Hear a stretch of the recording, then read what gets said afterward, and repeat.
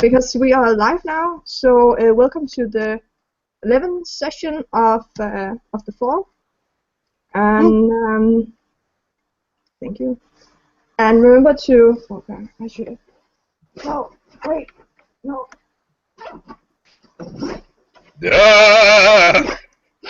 Fly within the ring of fire because it's awesome. But Twice. Yeah.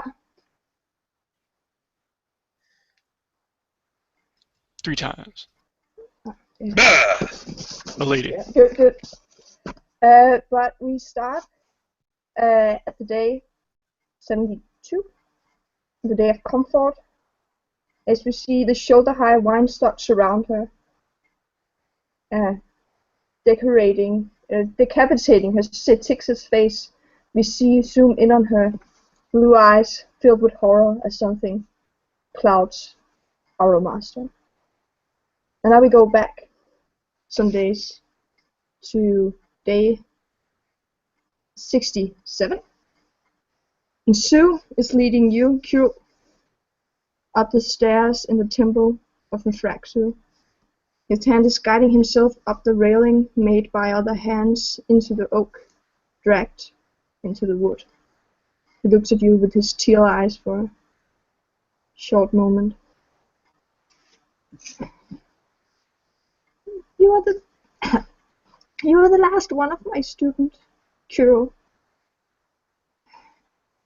Jikwa wanted me to keep you someplace safe, but and he stops and puts his little legs on the railing, resting.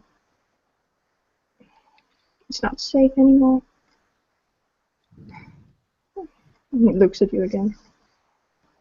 No, I suppose no place is safe but here in the halls of Anthraxu. And I put my hands upon those walls, even though we're just going up some staircase or another. I'm glad to have been allowed into this temple. I can feel the energies here. And though I am your last student, we have lost one to most despicable murder. But the other, well, she's been married off to the king. I suppose there are fates worse than that. No. Oh, I must say, your time came too soon. You were there in the attack. She died.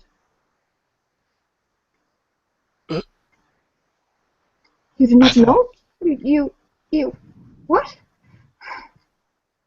Oh. Were not the actions of Eros successful? I remember he was tending to her. She died shortly after. Oh. I see. Mr. Laru tried to help her as well. But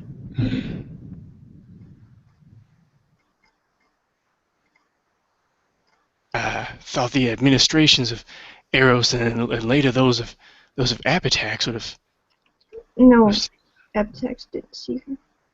Oh.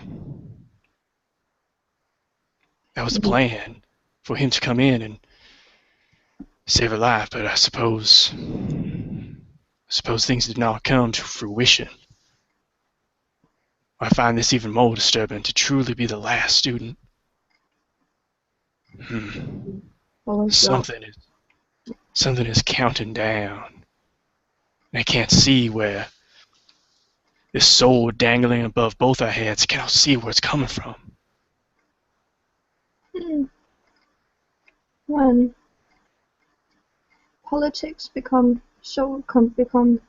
religious, religion has to be political as well. Follow me. And he begins moving up the staircase. You've been here once before. You remember the orc sitting by the desk before the next staircase. She looks up from a leather-bound book, a wine cup beside her. You smell the room is smelling of this raisin, this fruity, deep scent, and you get followed up to a big room. You see, and as you walk into this place of worship, yeah, you've been here before. It was before it was eerily quiet when you vowed against that you would strain against using the against or that you will never strain against the universal law of Nefraxu with the gift he spelled upon you, but he bestowed upon you. But now this high sitting room has more noise than that time. You see a dark-skinned human talking to the matriarch. He is loud, clad in leather armor, and has a circlet of white oak tree around his curly black hair. The matriarch has a similarly fashioned one. They are both with symbols of eternity carved into it intricately.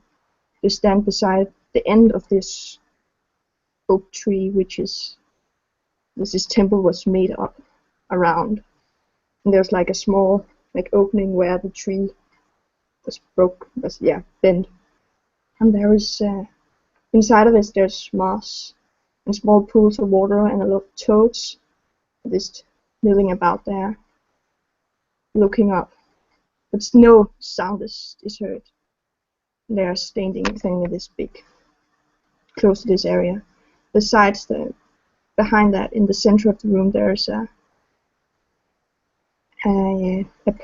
this perfectly secret room, there's a sundial which marks the time by the hundreds of small glassless windows around the room where the sun piles into the room. Other keepers are walking about, some with clocks marking that our master is keeping the time which Nefraxu called for. And closer to the two, speaking slowly together, but not so lonely in this place of quiet, is Abitax and Lauro waiting for you. You can hear this loud man talking. Paid man can't do what? Will never do what meant with conviction.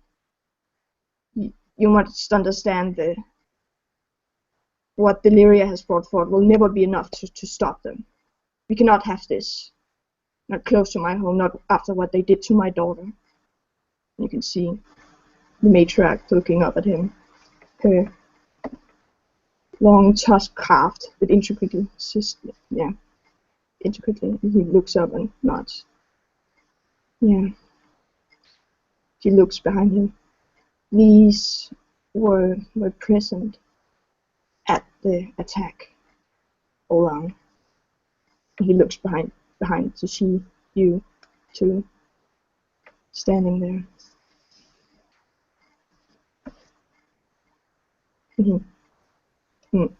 Nods at you. And he Sue. And Sue nods at him and lands on your shoulder.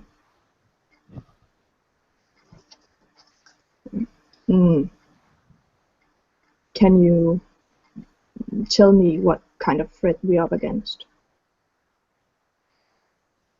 Yes, it is a strange one, sir. And I look at the man with the circlet, and I will just assume that from his words and his resemblance to other humans that I've seen, I will assume that he is the father of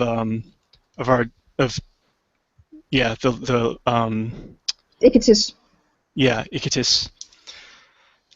My condolences for your loss, sir. I know that, and I'm speaking in Sindarian, not knowing Pelagines. My condolences. He was speaking in Fraxa to you perfectly. Oh, okay. Well, then I'll be doing that then. My condolences for your loss. Yes, it was a swift attack, one without any warning, and most of us were caught unawares. We did what we could. Why, Eros Adonis, a compatriot of mine, stood bestride the world like a colossus, his ebony sword swinging and slashing. Heads fell into the muck and the mire. But alas, it seems your Your daughter was taken by brigands most foul.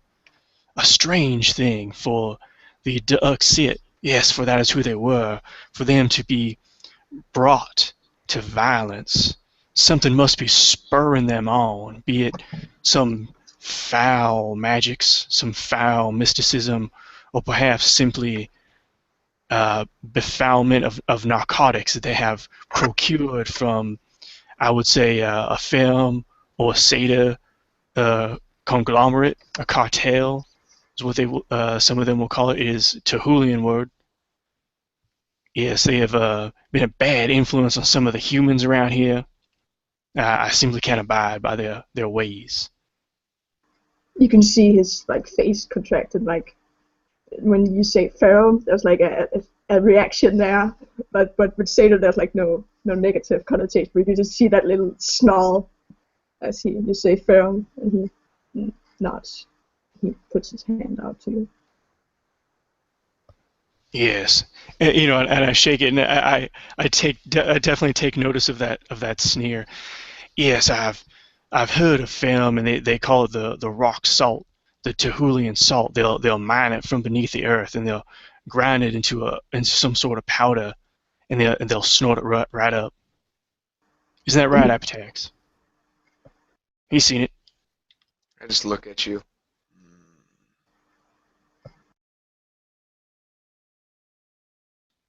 You can see Sue just looking at you, his hand just chill out, just looking directly at your face, just at your eye level.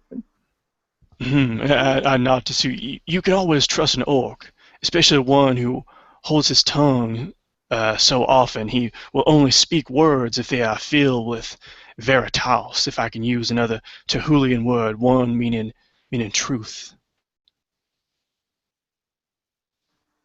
And he looks at Ogan. Um, well, I hope that helped.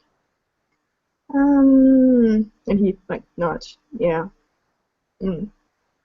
I have also been told about, and he looks at you, Apotex, about your, well, about what? The sacrifices you would make to help us in this. And I applaud you by this. Me and my sons will check the forest. But you say I did not get your name, Kitsune. It's all the Kutsit who. Are we looking for opium poppies in the forest? Or Thus far, it has been only Duxit, and I shake his hand again, yes, and I do a little bow. I'm known as Kuro, known to some as Kuro the Liar, for only I have the honesty to say to one's face, yes, I am a liar. Now, I do not believe them to be opium poppies, for they were sent to a rage. They were not sleepwalking or sleep stabbing, as one may call it. No, they were not put into a delicate slumber.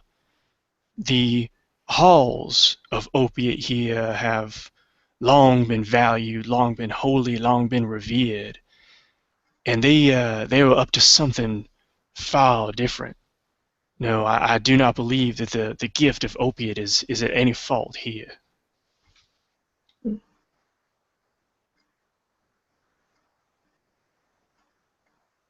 well,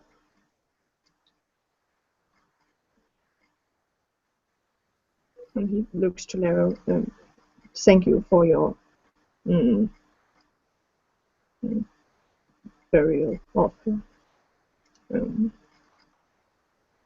Again,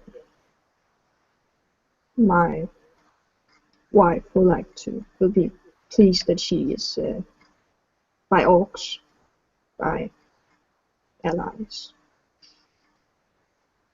Beware when you send your sons into the wood. The most dangerous place it is. Hmm. Yes, and only getting more and more dangerous as the cycle comes to a close. Hmm. But I nodded that. how else will we find them?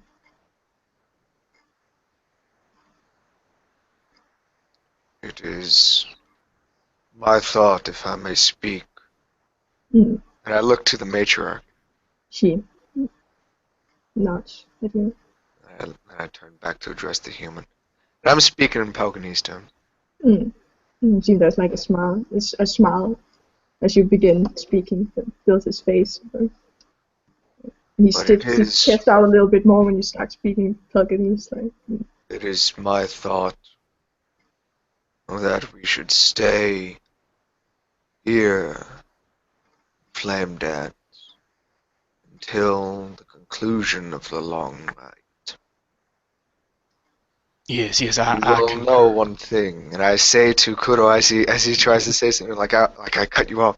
We know one thing. They will come for us. They have chosen targets, one of which I am aware of. but That is I what we will heard about prepare another for. attack this morning. Hmm, I see. That is sad to hear. We must band together, stay inside. Only those armed and wary should be outside until the conclusion of the long night. Once the long night is over, we march into the wood. But there's 8 days to the conclusion. It's Yes, not. I believe 8 days trade is better than your life, or that of your sons going into the wood when it is most dark in this time of cycle.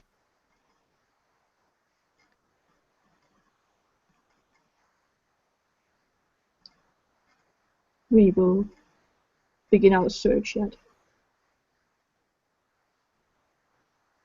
the old dawn. Mm. I nodded that. And he looks at you. We.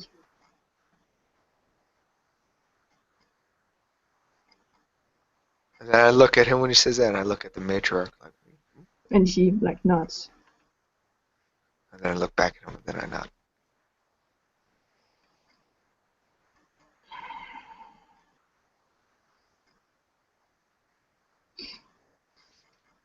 Well, I will thank you all for your time. And, like, nods to you for, and then bows to the matriarch, and then begins walking out. You can see some of the keepers are looking after him and looking at you. Or if you're standing, or 5 if you're standing there. And as the clock, the sundial moves forward, so does we in time as we see. Oh, we can move backwards. Are you there, Phil? No? Yeah. Well, we see Eros at a tavern. This tavern he's been to before.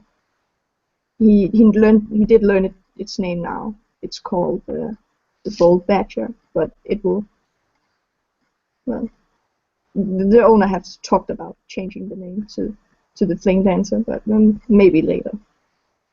It's come to, and you're standing over.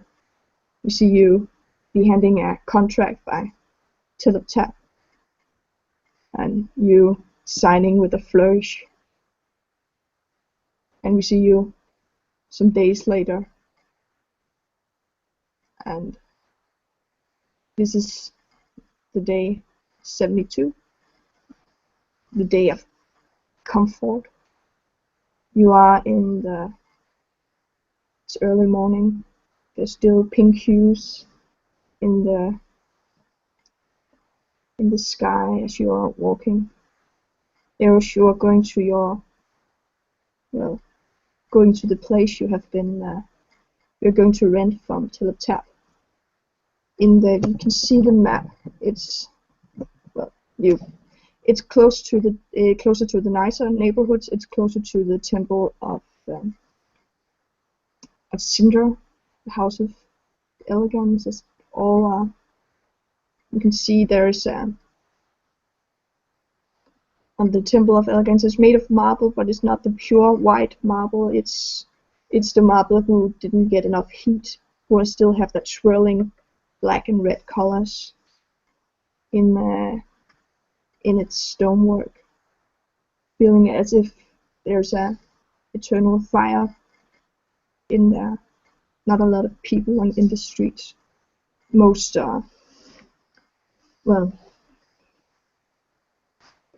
most take some sleep a little in on this day, maybe to see time to others, but they Teletap is standing in front of your a door. It's only a door. I'm opening up for you. You're all in this scene, as I'm sure Eros would have talked long about this. It's a small shop. As you open, there's dust collecting everywhere, but the walls are like this. They're not painted, but they're like bedecked with calc. They're calked, not painted. I don't know if that's a word. Chalked. They're white, but it's like a. Well, that will be for later. I'm sorry, but yeah. So there's like a small layer of dust everywhere, and it's about let's say 100 square feet, I would say. Yeah. And Teletap is standing, making his small like footprints in his in the dust collecting, and he's looking up at you. His bodyguard is standing outside the door with his quarterstaff. Yeah, you can take it away. Now, who's the name of this person? Teletap, it's a Hippen. He said he was the advisor of Valyria. I was coughing a lot during her description and missed some key things, and I apologize. The cough is not going to be stopped. I am very, very thick there for the audience, but your main man is going to be here to see it through.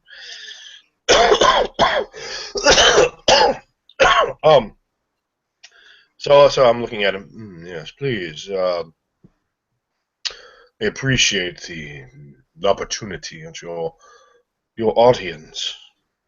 Thank you for attending. And I'll move over towards the little Hibbon, just thinking about eating it the whole time. And like doing everything I can to like just not pounce on it and just eat it.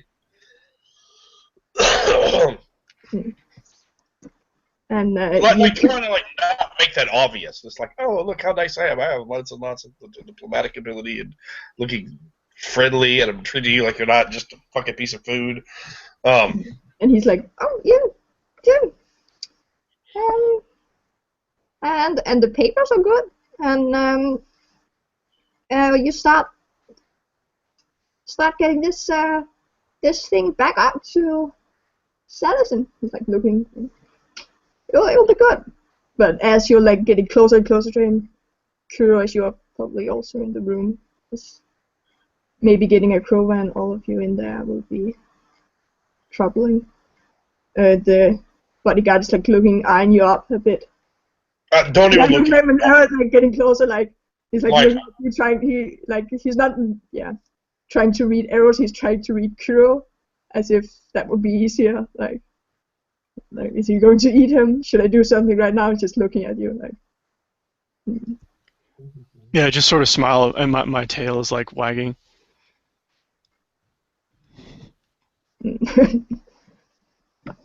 So This is good. We could get a table in here. You said candles. What else do you need? Well, no, I need Yeah, you've been the selling candles, I know, but yes, certain base uh, ingredients, salts, certain spices. I need tallow and wax and bone, such things.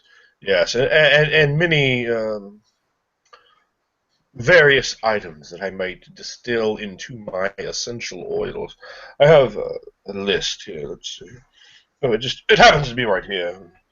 It just comes into my hand, and I take it. I'm just holding the top and just kind of let it fall of a whole list Yeah. of various. You just look. I was like implements. When you're distilling, you should use glass and stuff. I could probably help you with getting people who know how to do that. Maybe. Well, thank you. Oh, Yes, get in here. You can all be here. And looking at Grover. everyone, just gather around. Just all get closer. Let's move closer to the get in horrendous danger. And you can see like the Kitsune bodyguard like puts his quarterstaff on your boot as you get closer. It's like looking up at you. Like, and So you can tell that just scraping with his little claw on the wall, and there's like. So then I stop and look at him like with unbelievable audacity, like he just touched royalty. Like obviously he and I were here, and there's no reason we shouldn't be as close as either of us would desire. I just look at him with just how dare you? What gall, temerity you have? Just kind of like look him down. I'm going to awe him. Just, what? How dare you? Yeah, and he just looking at you, but he's still not. He's not moving the quarterstaff. He's just looking at you like his tail is just all. I will continue to move closer, as I will just with my presence just push him back from me. Like no. How many other entries are there? Oh, just this one. But there's also and he like moving along the dust, like moving with a small claws, and then and he opens like a basement, and he looks down. Cellar? Yeah, there's a room down there, like half the size. Yes, let's have a look at it. Nah, the steps are too big for me. I can't get down there. Oh, we can certainly help you, Akova. You could surely lend it here.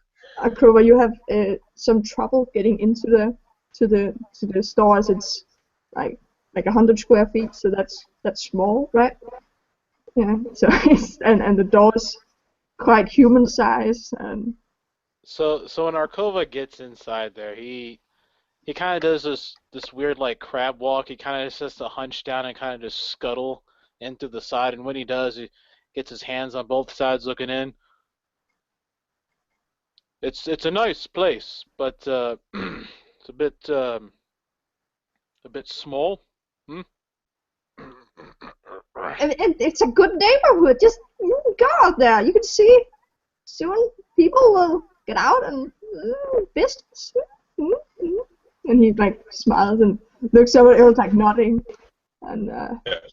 I think it's very nice, and I think that it will do, my friend. So I thank you on behalf of Kiro and myself for your aid yeah. in realizing Flame Dance's greatest desire to be fully formed in flesh, in the fantasy of pleasure. And I just whisper, kind of up and down, blowing on him I kind of move down towards him, kind of blow the last words out, kind of ruffling them literally with my breath over his feathers. It's like a white feather who gets loose and like falls. My breath is always like amazingly nice, by the way, because I'm the one person in Kavega Thale that uses all sorts of mints and so forth on my freshness. he still smells of old man cologne, and he looks at you and smiles. Kuro, you know that the deal he got Eros, it was probably better for him that he made him sign it alone without you, because it's an okay deal, but it's, you know, but and he like smiles up at you. Yes, this building is fine. There's a cellar. Was it once a home, or was it a business before? And I'm actually like tapping on the walls, like. Oh, it was a home before they built the temple, but oh, that's some cycles ago. And then A home, area got more popular, and yeah, there's some apartment buildings higher up. There's like second floor here. There's Oh, yes, that's good. You hear that, Eros? This place has been I know. gentrified. It's a fine place, and it'll only become finer. And I'm still tapping the walls. Was it a There's like family? debris falling a bit. There's like the chaw it's painted white, but it's just crumpling a bit when you like tap on it. Was it a family who lived here before? No, I do not know who lived here. It was sold to me by a human, but you know, it's with all those children, it should be too small. Human, yeah. Yeah, it's interesting. And I lean over towards Arkova as I'm tapping on the walls. Both fam and humans, they have a tendency to squirrel away riches in the walls or under floorboards. Let's keep an eye out for anything that they may have forgotten. Arkova kind of leans over towards you in return, and he looks at you and says, "You want I should start tearing down the walls?" Please don't do that. Yes, he can hear us from across the room, I assure you. And you see Philip just looking at Eros, like, don't do what? Hmm? Oh, yes. I just smile. You will be safe here, Eros. Yes, thank you. Do you believe with your witchcraft that we will have good? Is it good? I start kind of speaking louder to you. I'm looking at you. Is it good? Good luck. Good big money. Big money. I can't look at you like you're a fool or something. If it pleases you, My and it is business. good. No. What do your I don't know. What do your witchcraft tell you? Is it good, big money? I look around. I just look at you. I don't give a response. I just look around. I move over to Kiro. Is that good or not? Well, in my Epitaxian experience, if he has some complaint, he will surely voice it and pass judgment upon you. If he has something good to say, I have noticed that is when he keeps his mouth shut. I believe this bodes quite well for you. Yes, he does not constantly compliment me, so he is clearly quite reticent with a good word from his lip. I have found that to be true wisdom, Kiro. You're always finding those things. Don't let Akira bust my home open. Do not like that. This is to make lots and lots of money. I look at you, Akira, and just point. Remember, I can always hear you. Very good hearing. Tell up top, is this all that you have to show? I did already conducted the trade with Eros. As a loan. Good. You need assistance returning to your own home. No, I have a cube here, and he like nods. I see. And he like looks at you like nods at you. Yeah, I will. Yeah. Good to see you. I'm yeah. This will make us both rich. And he like pats you on your leg, Eros, and then he moves out. And Yeah. I relish his touch. And He's I safe. inhale him. You too. Please stop by any time. You could take the door out and like put a sign up. You can put a sign up. It's no problem. Yes, yes. What languages are most read in this city? Sindarian is especially here, and he's in the doorframe and like pointing at Yes. the building. What do those monsters that you allow to roam around town? What do they speak? What sort The of what? monster? The monsters. You let monsters roam around. He speaks Uh, of the Nergali people. Yes, that's Yeah. what I mean. Looks like they speak. You will not have to worry about them. I cut him off. You will not need to worry of them, Eros. They do not have money of any kind or trade items. But some do. Yeah. Some are very rich. Then I will. I assure you, they most do not smell very good. I believe I should worry about them. But there's the ones who live here, and then the ones who live, and he like point like he puts like point like he's pointing at you with his just open hand. Architect that. That's not. Different. Thank you all. I will move. And he like waddles out. You can see like a Tukutzit moving a cart into the square behind. Wait out! One of those bouncers over there. And he like looks. Nah, Uh, he sells like sweet things. Very good. Like like pastry. And he like moves out. And you can see the bodyguard Kiro looking at you, Kiro, and like nodding at you and moving out. As the two of them leave, I'll look at the others here. Eros. Will you be staying here now? I suppose we have this lower apartment that might be suitable. Now, Queerer, your place is just a complete despicable location. Is that right? Yes, it is. It is described as a hovel at best, perhaps a shack at worst. So this this lower area of mine is certainly better than the outpost he lives in, right?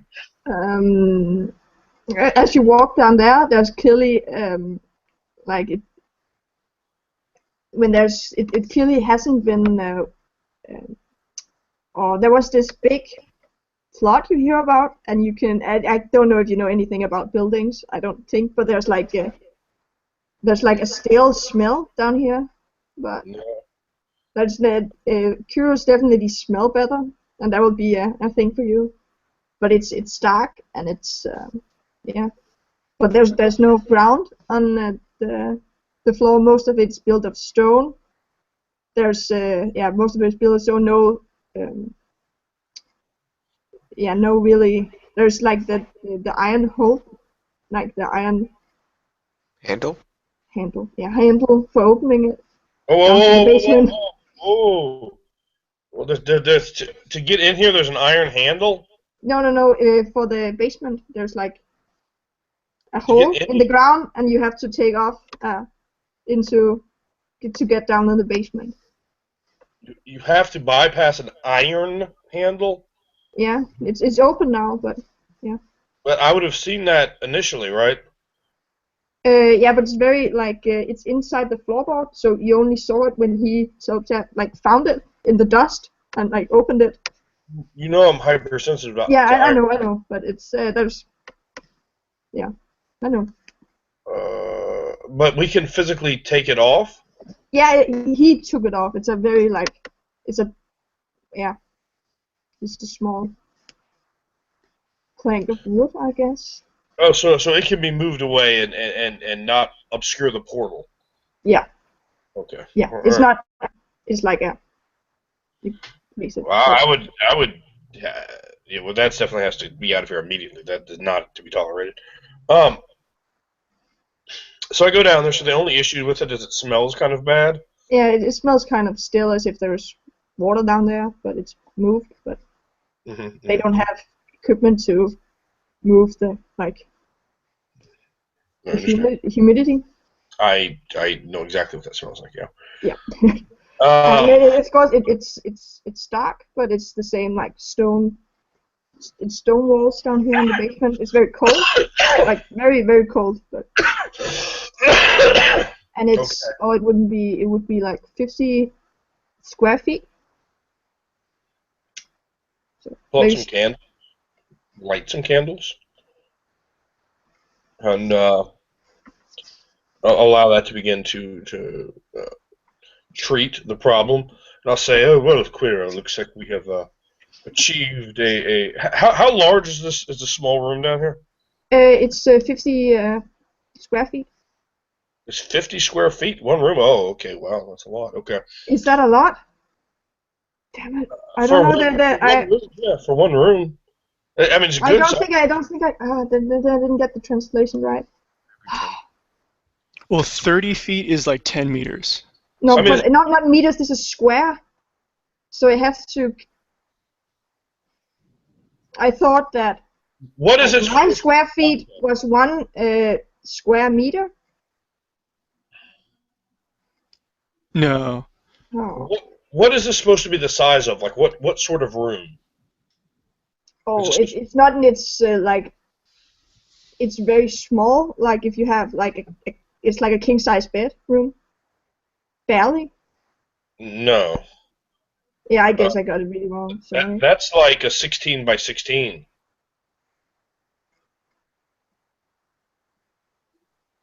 Oh, you're muted, Trevor. That's like a 16. That's like 16 by 16. Like for to get a king sized bed in there. 50 by 50 is like a basement.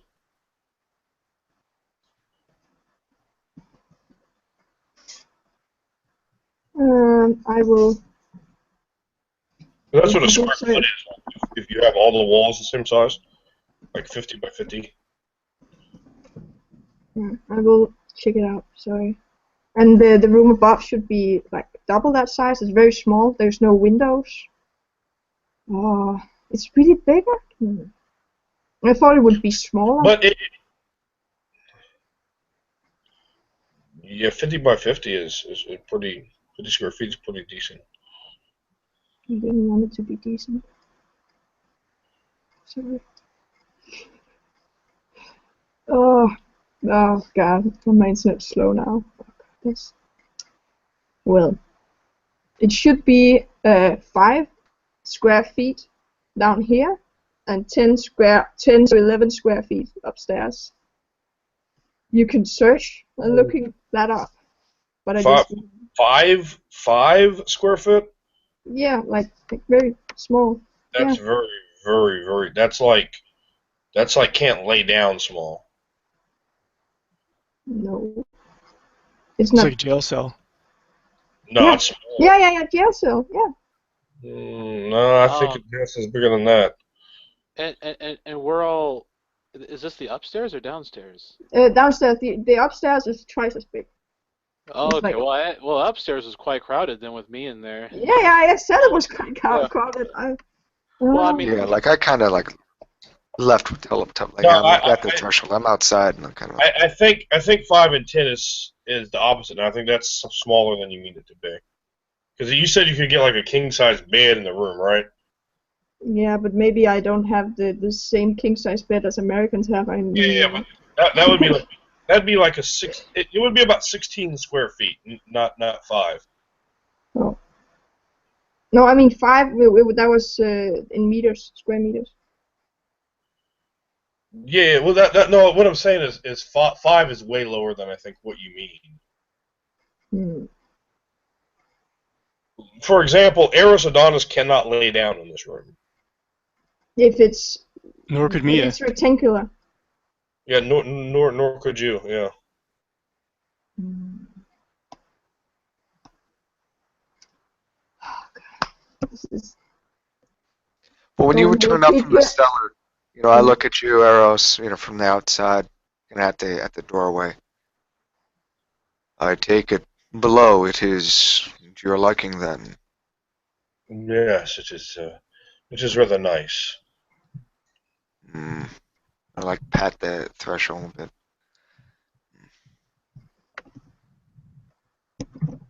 I'll leave you to your comforts. I would think the numbers I put in are about what you'd want. From having done a lot, having measured a lot of rooms, I think that's about what you're looking for. I found the website I checked up on, and it says here how much like 50 square feet is, and it's the square meters I was looking for. 50 square feet. Square foot to square meters. Mm-hmm. There's like a chart, and it should be 50 square feet to about 5 square meters. It's Okay. So which one's 50? Is it the upstairs or the downstairs? downstairs, and the other one's 100.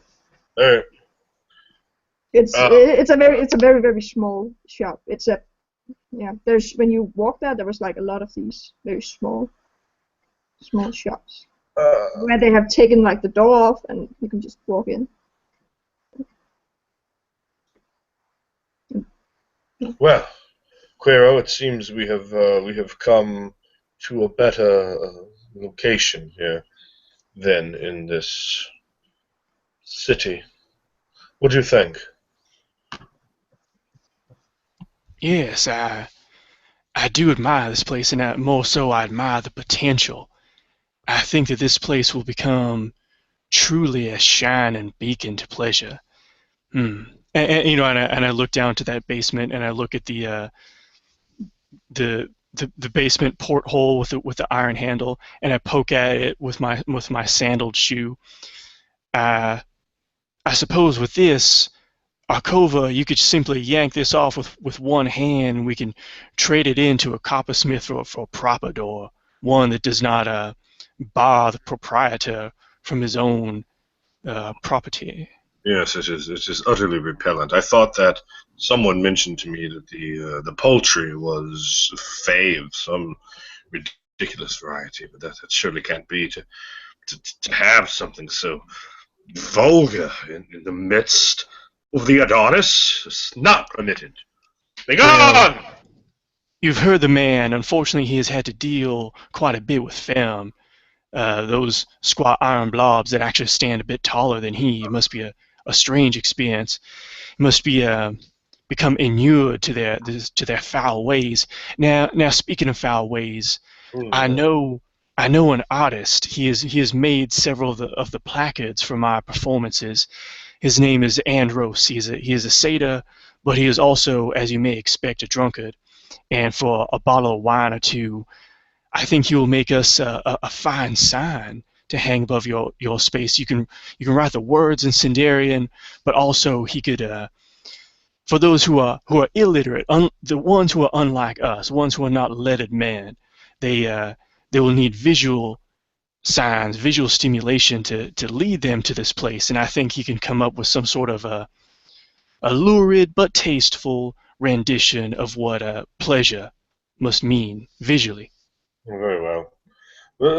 You were intrigued with a satyr. That's quite strange to me, I feel. Well, if I'm in need of an artist, truly, who can I turn to? A fumble-fingered human, a stumper-fingered femme? I mean, really now.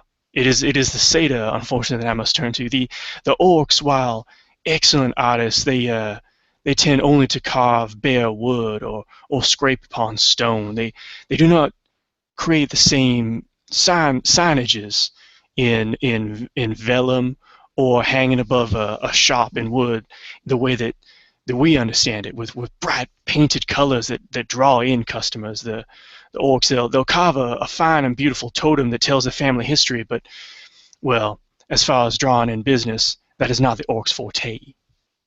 Well, yes, make sure we have some of that monster gibber written on there, and some of that ferrinium, whatever morbid nonsense they call their somber tone. What do we need?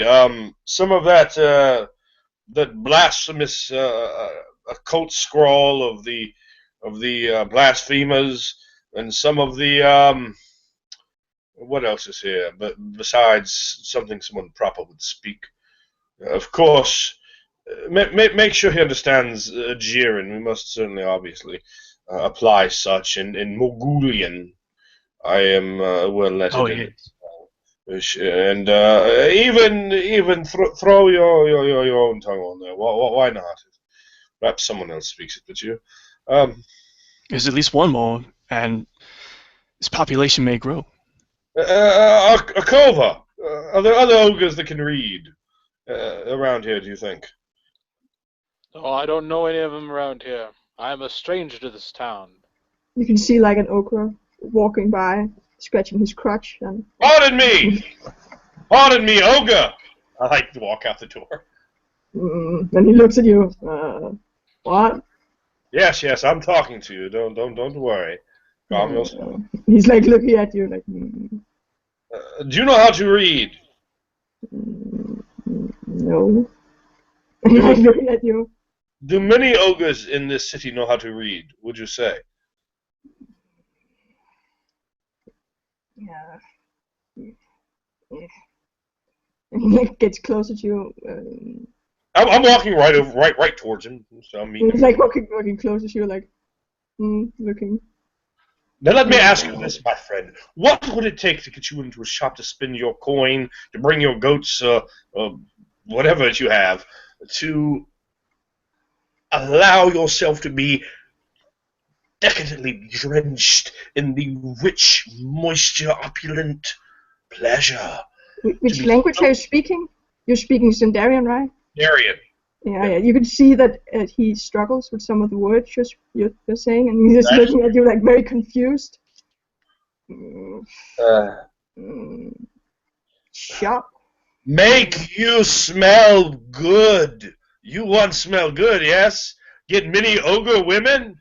Get many women not ogre? Good for you. And he like nods. Yeah. You smell good. And Like you step one bit, like one step closer, looking at you. we can make you smell good as well. Do you understand? He like nods. Yes. I am Adonis. And bring yourself on the first day. When El Sam raises off from the long night, there shall be revelry. There shall be immense pleasure. Come back and buy with all you have. Bring everything you have. And you shall be anointed in ways you have never thought possible. Very well, my companion. He like nods. I'll bring everything. Like looking at you, and then like he's still standing there. And Tell all your friends. Right here. And I'm pointing at it like, I figured none of them can read.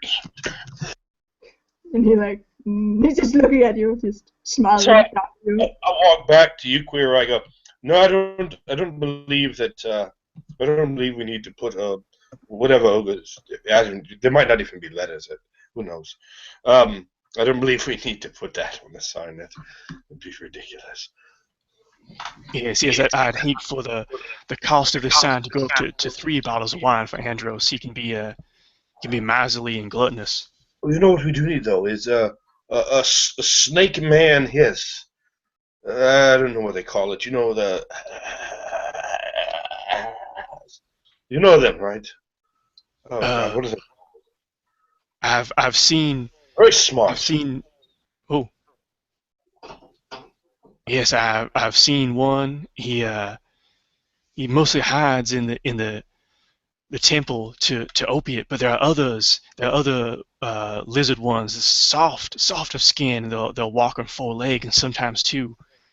Yes, they have a beautiful and strange language.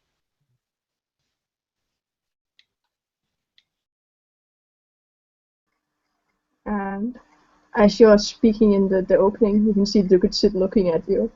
It's lazily, and this ogre, after he like stands there for a while as you speak, he well walks as well. It probably has to be something you can't stand forever and look at donuts, even though well.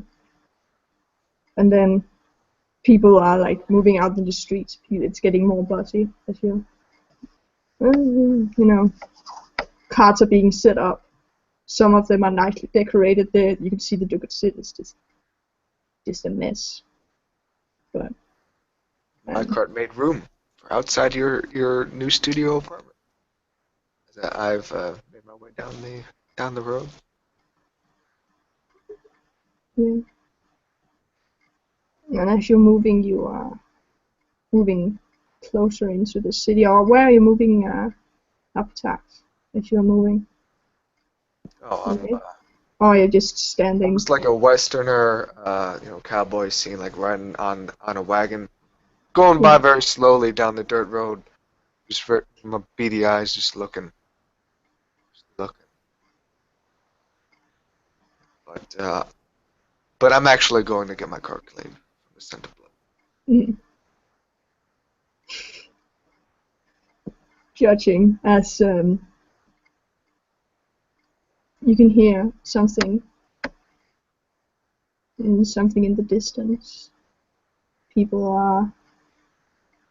You can hear like the voices. You cannot hear what they're saying. It's just far away to the fields, but you can hear there's like a commotion, people are they're speaking louder and louder. But yeah, just like an old TV monitor. Real quick for everyone here, this scene was before the audience with the matriarch and the. This is after. Oh. Yeah. Okay. Just imagine that there's no. Well. This is day 72 then, right? Yeah. Okay, so it gets dark real quick, probably, right? Yeah, and as you hear this, like this bustling of people, which you surely realize it's not people. You can see out in you're looking. There's like a lot of close buildings here, so you can't really see the sky, but you can just there's like a storm getting in, as you can see but you can't really you can't really see it's blocking out the sky yet. It's just getting closer. So there's like a crowd of people. No, you could you first believe it was people. It's just in the same tone as people. But then it's like this bustling as an own TV monitor, just and it's just getting louder. You were like, oh, people. It's like I guess that would be the first thing I would actually would think. Being aware of these signs of any sort of supernatural activity, that I think my character. Well, but, right now you're just seeing the clouds moving in. You see no. It's very far away. You can see, but you can still hear this, and it's getting louder. You can roll me in occult, but that's really too soon. They're soon far away, but yeah. But I feel something in the air. Yeah, there's something. Now and then, like I quietly mutter, "Keep your eyes open. Look for the face. Look for the face that put frost on breath. That one. That one is next." You can see that Ducat's still looking at you, smiling. As you walk, there's people moving in the streets. It's getting better. Yeah, you can take it away. You're just seeing this cloud moving in. It's moving rather fast, but you can all take it away as there's still time in this day of comfort.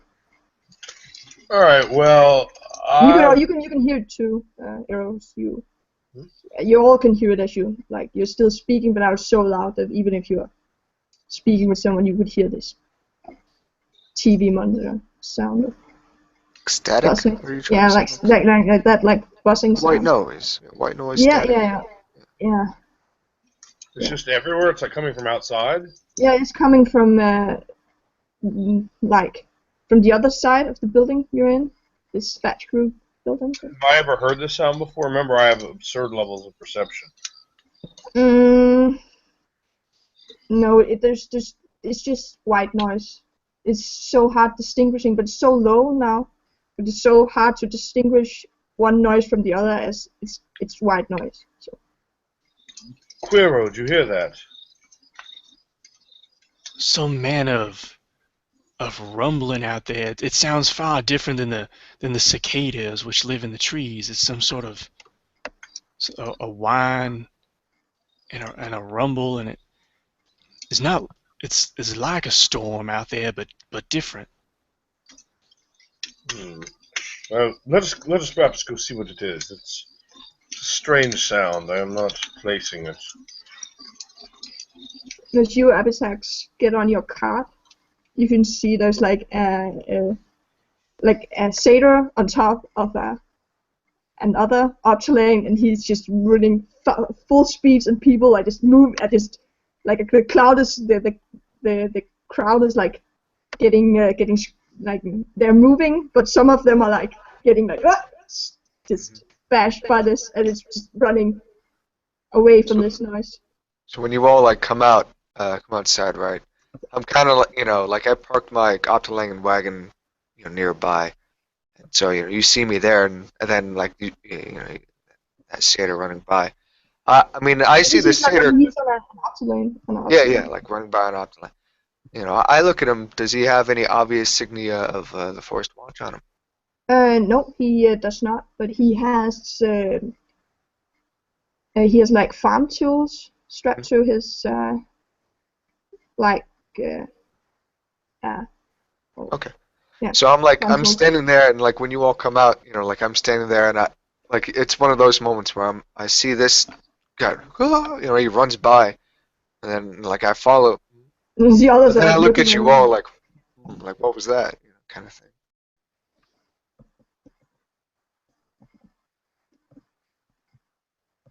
But I do one of those moments like he passes by. I'm like, and then you hear others.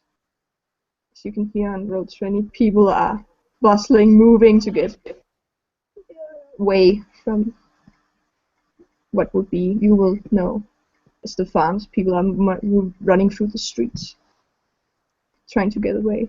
And the people in front of them are like looking at them like, first they're like moving to get away, and then they're also running, like that kind of thing. But there's not, the streets are not full, but they are like, they're Times Square full, but not Times Square New Year's Eve full, if that makes sense. Yeah. so there's big crowd. It's It's a big crowd, but it's still like not. through the crowd, because I'm at a cart, right? So I just look at you guys like. By the building, as they're moving, there's like islands of no people around the building because they're moving like around the building. So it's like water that people are running, but people are jog running. They're not as much. Some of them you can see fear on their faces, but others are more calm. As they're like why are we running? But they're like jogging. As the others are just full on running. But there's very few of those who like shepherds are moving, getting the others to move faster. So, yeah.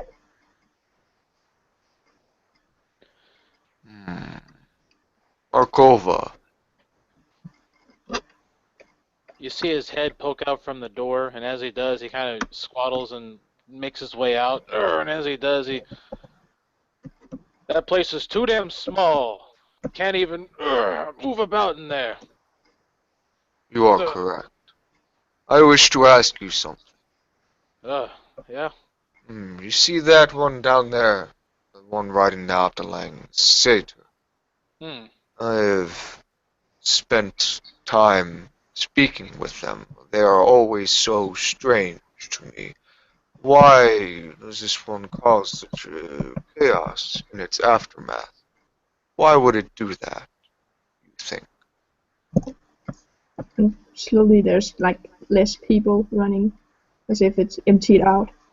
And people are like looking out of their like homes, looking at the people moving. So, What do you mean? I don't quite understand.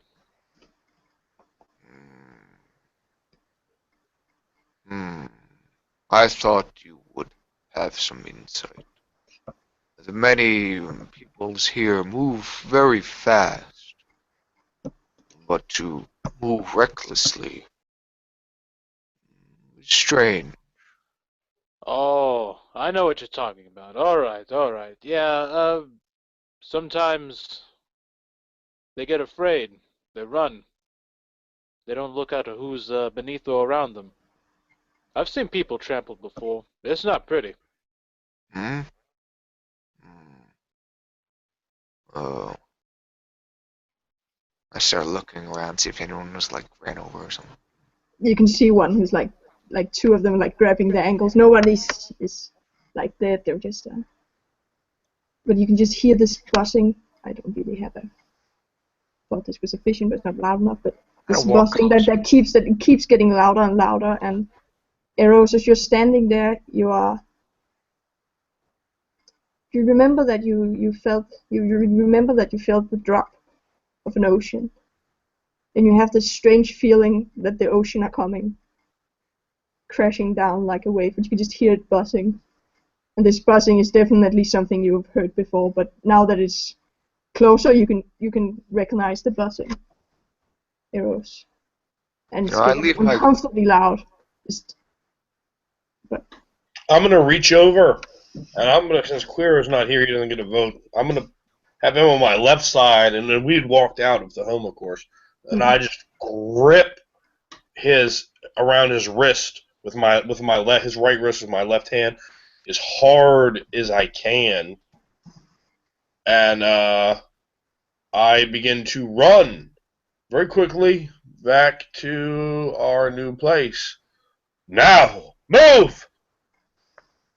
And there is some small lingering fear in my voice.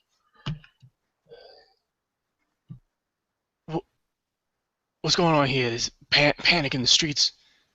There's noise. Hey, what's going on?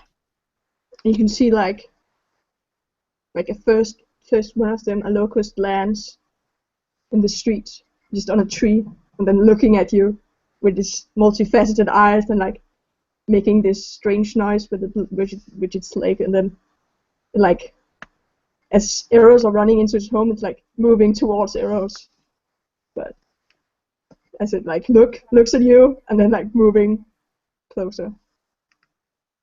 And wait, what is it moving closer? It's a locust. There's like a locust like lands on a tree, looking at you, and then as Eros and Kira are being dragged by Eros, it like runs, it like hops off and again like fluttering towards Eros very, very quickly. Yeah, of course it's getting. All right. So that makes you very terrified, but this one is going to pay. This one will pay. I grab it. As the mouth comes wide, it gets a view. A view it will not be able to see again. Where are they running off to, Arkova? I have no idea, but do you hear that? It's like a buzzing. Yes, it's beautiful. The minstrel is playing a fine tune. You think that's a fine tune? And he like begins to take note of that in his mind. I like look up at you like, I kind of like, for the first moment, give you like a sound of like, yeah, of course, like a almost like a comical. My brows kind of raise up a bit. Like, yeah. Mm, That is interesting. it is not And then you pleasing. hear like then the cloud begins to get the sun gets blocked out Oh, daylight and falls. and the darkness just falls over the city as you see like a child who walked out with her mother walked out of their door and they're looking up at the sky and just horror on their faces and then the mother just like takes the child up and then he begins running with the child and just run away. Ah, it looks like it's gonna rain. Ah, Kiro, Kiro, can I head to your place? Hmm. But they're inside. Go, Yeah, Eris's, follow he them. like says that as like he kind of peeks his head in. Or can I stay here? Hmm. and then there's like a wave of you can see outside just you're standing looking at them. You can see just a wave of blackness that just falls over the thatch roofed house like water, like a lavina just rolling over the house as well. It's all roll reactions, I guess. I'm not sure. See Alright. how we do.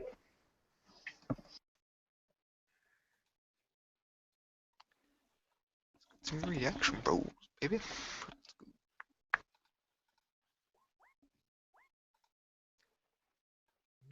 The eyes is upon me. Oh yeah. I also have a 15 reaction. Eyes are on one, and Yeah, you go before me. Yeah. I'm going to run. Let's just run. So you're running and you have a speed of what? I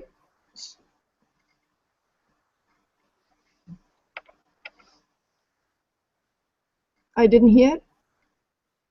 24. Oh, yeah, you're good. You're good. I'm pulling Quiro behind me. If he can't keep up, I'll probably actually drag him. I would say that will take some of your speed, but not all of your speed. I'm also How is your speed, Kuro? It is 18, so I'm a bit behind. He's probably got like just a sleeve in my robe, and I'm like, oh. Yeah. Okay, I guess you're both on 21 then, as you're moving, dragging. That's all well and good, and we have I'm using both normal and move action for moves. yep, sure. And Lou, it's your turn. You can just see this. You can see that there are locusts. See the panic in the eyes of the non-Holdre. And it's starting like shocking through people. I'm like, And then it suddenly clicks as I look up at you, Arkova. I say, run. Very calmly, very matter-of-factly. And then I move towards my Afterlang. And I stand before it. And I put my hand on its head, kind of back where its neck is. Oh, that it's very comfortable. It wants to move very much. It's like pulling that it's tied to a post and it's just pulling on it. Yeah, like I do that, like the comet for a moment. Then my other long ropey hand, I get myself up onto the cart, and I'm sure like the Afterlang, like as soon as I get on it, Yeah. like it starts, like it just turns. I'm like, And it's yeah. but I too try to get on my cart and get out of here. You should actually roll a reaction for that one. I guess you Beyond my reaction. yeah, sure. Akrova, it's your turn. You can just see this wave coming down. You can see. So he hears the You just hears hear him that say- cry from that child who's been like lifted, like ah! Yeah, he hears that. He hears Apatak say, "Run," and then he looks up to see this big black cloud. Oh, damn! Then he just starts to bolt, and once more in his mind, this fear of like, oh, another. I have a speed of 15, and so he this guttural reaction of just like before when he saw the blazing wings of Eros Adonis and Typhon that are smoky transparent. He just bolts for it and he runs again, and then his mind is like, "Oh, gotta get to the woods, gotta get to the woods once more." Oh, and he just bolts it. You can see Abitak's cart further. You can try a jump if you want to reach it. You can see that you know that the Obsolete is faster than you. You would know this. And yeah, I'll give you a yeah. If you want to jump for it, I'm just saying it's a possibility. We're close by. Actually, he's probably You can not probably gonna get jump. up there before the Obsolete begin moving too fast. You know what? Yeah. He's gonna see the Optilane. He's just gonna like run and try to jump on the back of it. Not the yeah, sure. Or at least on the back of the cart. I mean, I will say that you can do that okay. because He's like running, and he kind of does a little jump, and after attacks, you see the cart kind of shake a bit as Arkova just lands on it. Oh, go, go, go, go, go, go! and the locust swarm just consumes the house and keeps like spilling into the streets, and are just following all of you. You can see the ones who are like gripping their legs is getting like enveloped in a cloud of locusts, and they're screaming as their flesh is clearly torn up to pieces.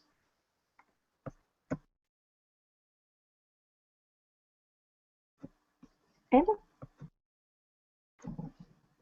Shut up. I mean, we're running right to the shop. What else can we do? You know, You're running to the shop? Because the shop was the house who were getting enveloped by locusts. So wait, so when we came out of the shop, Yeah, Akrova opened. You were in there, and Akrova opened and looked in, Yeah. and then you run out. so the shop is being enveloped by them. Yeah. Okay, I misunderstood that. I thought when you started describing it that it was just Quero and I, and we had come out of it when we heard the buzzing sound.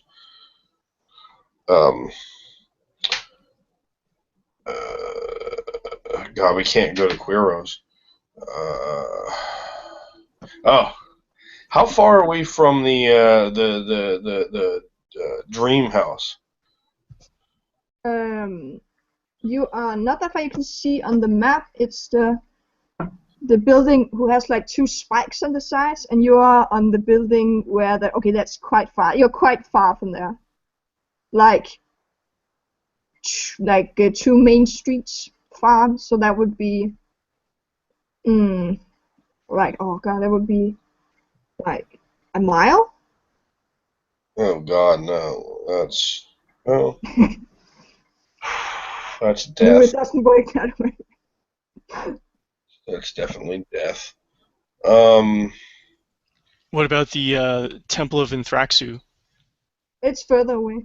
Ah, What sort of big buildings are close? Like, I mean, really close. The Temple of Cinder. There we go. so being more familiar with the place, yeah. As we're running, I'll point that there, the Temple of Cinder. Oh, Uh, yes. Yeah, you can see like the big wooden doors in this marble building are getting shut pretty quickly. As we're running, they have to let us in, and I'm looking at people like, oh, getting scooped up and just skeletonized by the looks. They have to let us in. We're too beautiful to die. We're just too beautiful to die.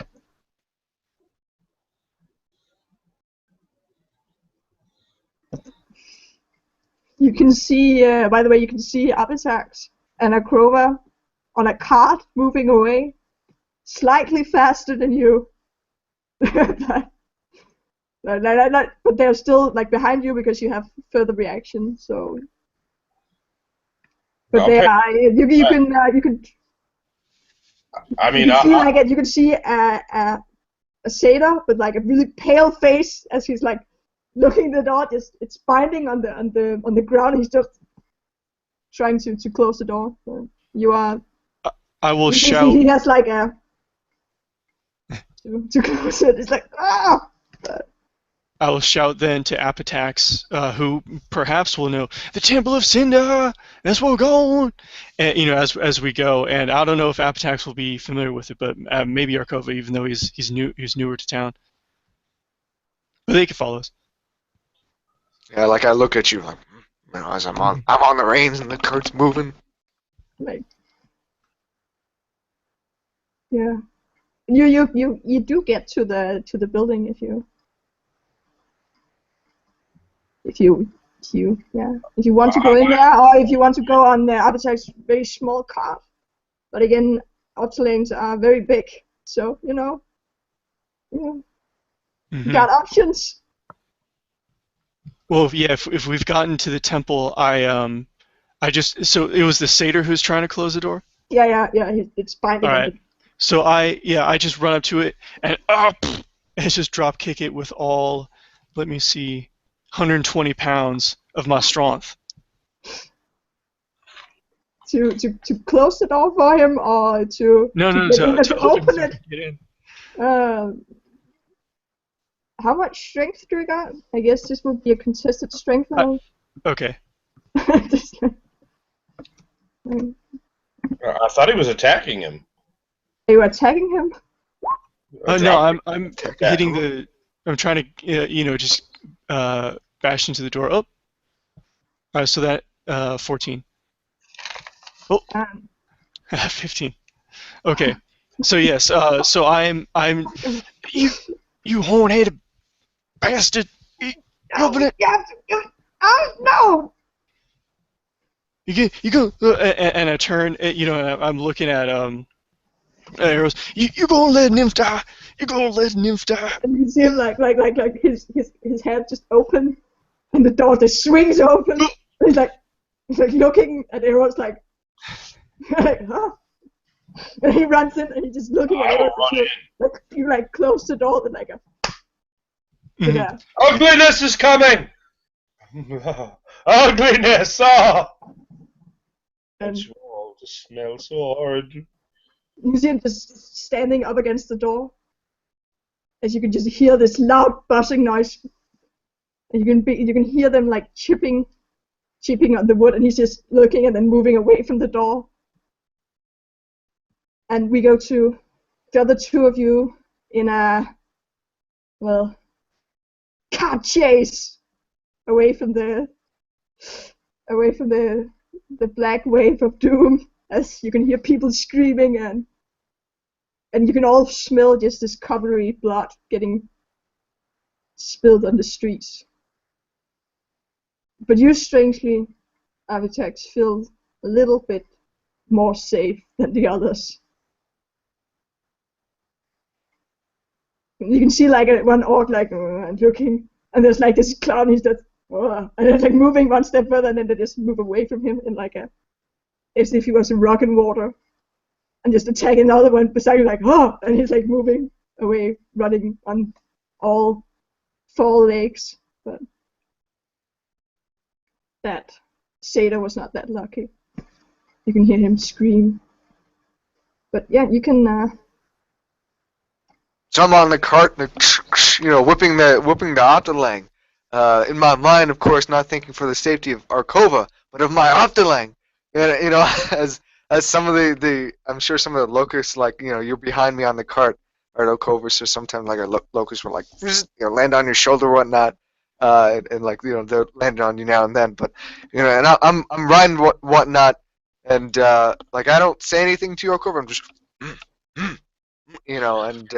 doors are closing in front of us from the buildings, and he'll look over at you and say, "Does this happen all the time here?"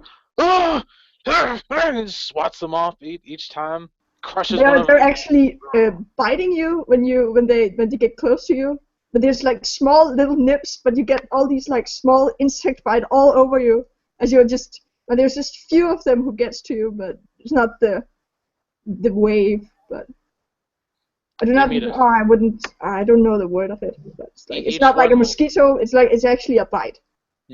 Each one of them will meet a swift hand, as my meaty hands will come and destroy and smash them into tiny bits. But there's just so many. And they're so, like most of them are like hand size, just so you know how big they are, like human hand size, maybe human female hand size, but they're just still quite big for an insect. So okay, you know, okay, they're that big, damn. Yeah, they're locusts, not mere crickets. Yeah, but like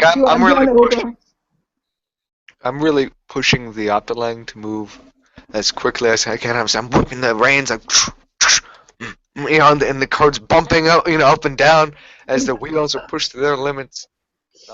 Just looking behind it and just moving. Optilang's kicking up dust and whatnot as its tail is twitching wildly as it's moving as fast as its clawed feet could carry itself. And you know, I'm going fast. I'm going full speed. And you know, Okobi, you're yelling at me and whatnot. And but I keep going, and I look for. Of course, I'm trying to make it to the wall.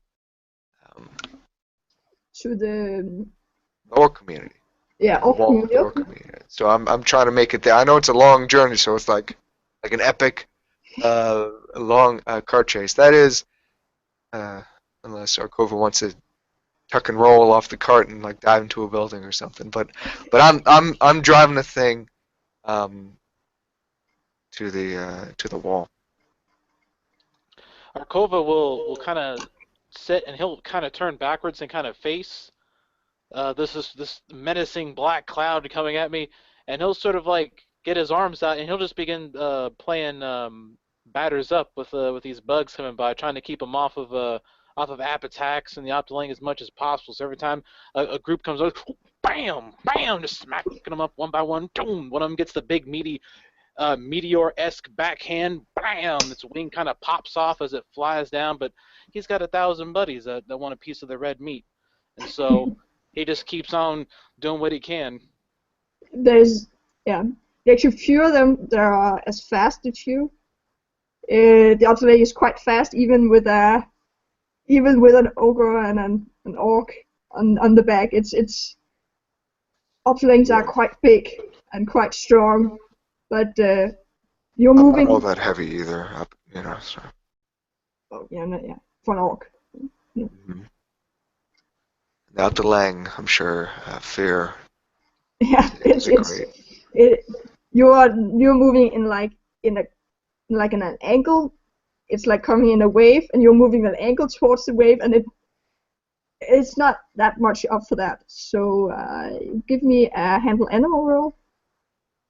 Okay. Can I give you a handle animal or yeah, I'll give you. Okay. And my handle animal roll is 19. 19? Yes. Yeah. You can move it how you want to. So you know we're moving at the angle right now. Over, you could see it like it's coming the zzz of the big wave as we're sort of like it's coming up this way and we're coming up. We're kind of doing one of those things, and the cart just kind of drifts a bit. The wheels like bounce up. One of the wheel like sort of bounces up, hits a rock at an awkward angle, and then like the one cart, like the one side of the cart just goes boom. As it bounces side to side a bit, causing you to shuffle around a bit. Yeah, he'll grab onto both sides of it with his hands and say, "Ooh, watch what you're doing! Where are we? Oh, boom, boom, boom!" He keeps smacking more and more as the cloud gets denser and denser. His flesh being slowly bitten and torn up, as I'm sure they're delecting every bite of my own flesh. Yeah. I'm not sure if there's roll for mob mentality, and it's that kind of mob, so I'll just give you -1 health gauge. Yep. So we go into the Temple of Cinder as you see this Satyr. He's like looking at you with his wide brown eyes, hazel eyes, just looking at you, looking at arrows, and then you can just hear them chipping, and there's this just incredible amount of noise just right behind you as he's like looking at you. See this nice building intersection. Do any of you have anything in Mason? Just a quick note. No, I figured. But the Mason walls, and he like begins like scuttering, running on his small legs, just inside the building. But, yeah. I whisper out to him, hey, quiet you, shh. And I'm just listening to the storm of wings and legs and biting mandibles outside. I do not think we are talking like close to the concert loud buzzing. It's yeah, even though that he's just like tromping around on his legs, like I'm still like shh, quiet, and then like listen. Yeah, I mean I understood. Yeah, okay, good. He said, and you arrows could just feel this. You haven't felt this much ever in your entire existence. This feeling. Now we're physically inside the Temple of Cinder. Yeah. In like an open like a weapon house. Like he's like the Satyr has like scuttled off further into the temple. I don't care about him. He's completely forgotten the second he gets out of my sight.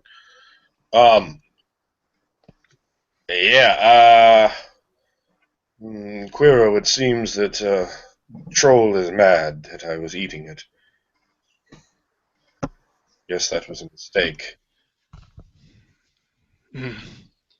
This wrath of the trolls, it is attacking the entire town. It could not have just been you eating some. Forget the town, Quiro. We're talking about our lives here. Your head is your head is messed up, Quiro. You must think about me. I must be preserved. Yes, damned. I just you haven't been here long, but to see everything out there just gone, just destroyed, it has shaken me to my core. But here we should be safe. Cinder, look upon us. Look upon him. Protect us. Look upon me. Yes, Cinder. You know, and you know it's painfully obvious. I have like just minor theology. Like you know who to save. You know who to protect. Yeah. You can just hear the wooden door getting chipped at by these. You see, like in the bottom, you can see just a locust lake, just scraping there. I know, and if there's like pews or if any sort of furniture. It's just like very very bare. Okay. I mean, I'm just building. It's not. There's like a door behind you that the Satyr ran into, and it's closed now, but presumed not locked. But. I tell you, I am hearing upon all sides. Gods, Troll, they all wish to face Adonis, the face of Adonis. But you will all come to your end. I must begin to taunt it. You will not take me. If you come in here, I will eat the rest of you. Is that what you want to have happen, huh? Turn around now! You have had enough of me, and I have had enough of you. Although you do taste quite nice. How about I go over there to the door and I reached out and I'm like, 'Cause I just can't help myself, and I like pull off the leg of the one that's like from it. I just pull it off. Oh, you don't understand. It's like an ocean of joy crashing in my mouth. And Uh, I know I shouldn't, but I just have to have one more. yes, I'm sure. And I start like opening the door that the satyr went through, and I'm just sort of looking back. you can see I'm like sure. just a big open room with Mhm. like long curtains from like small glass windows, all in reds and pinks, and there's a big pyre inside burning.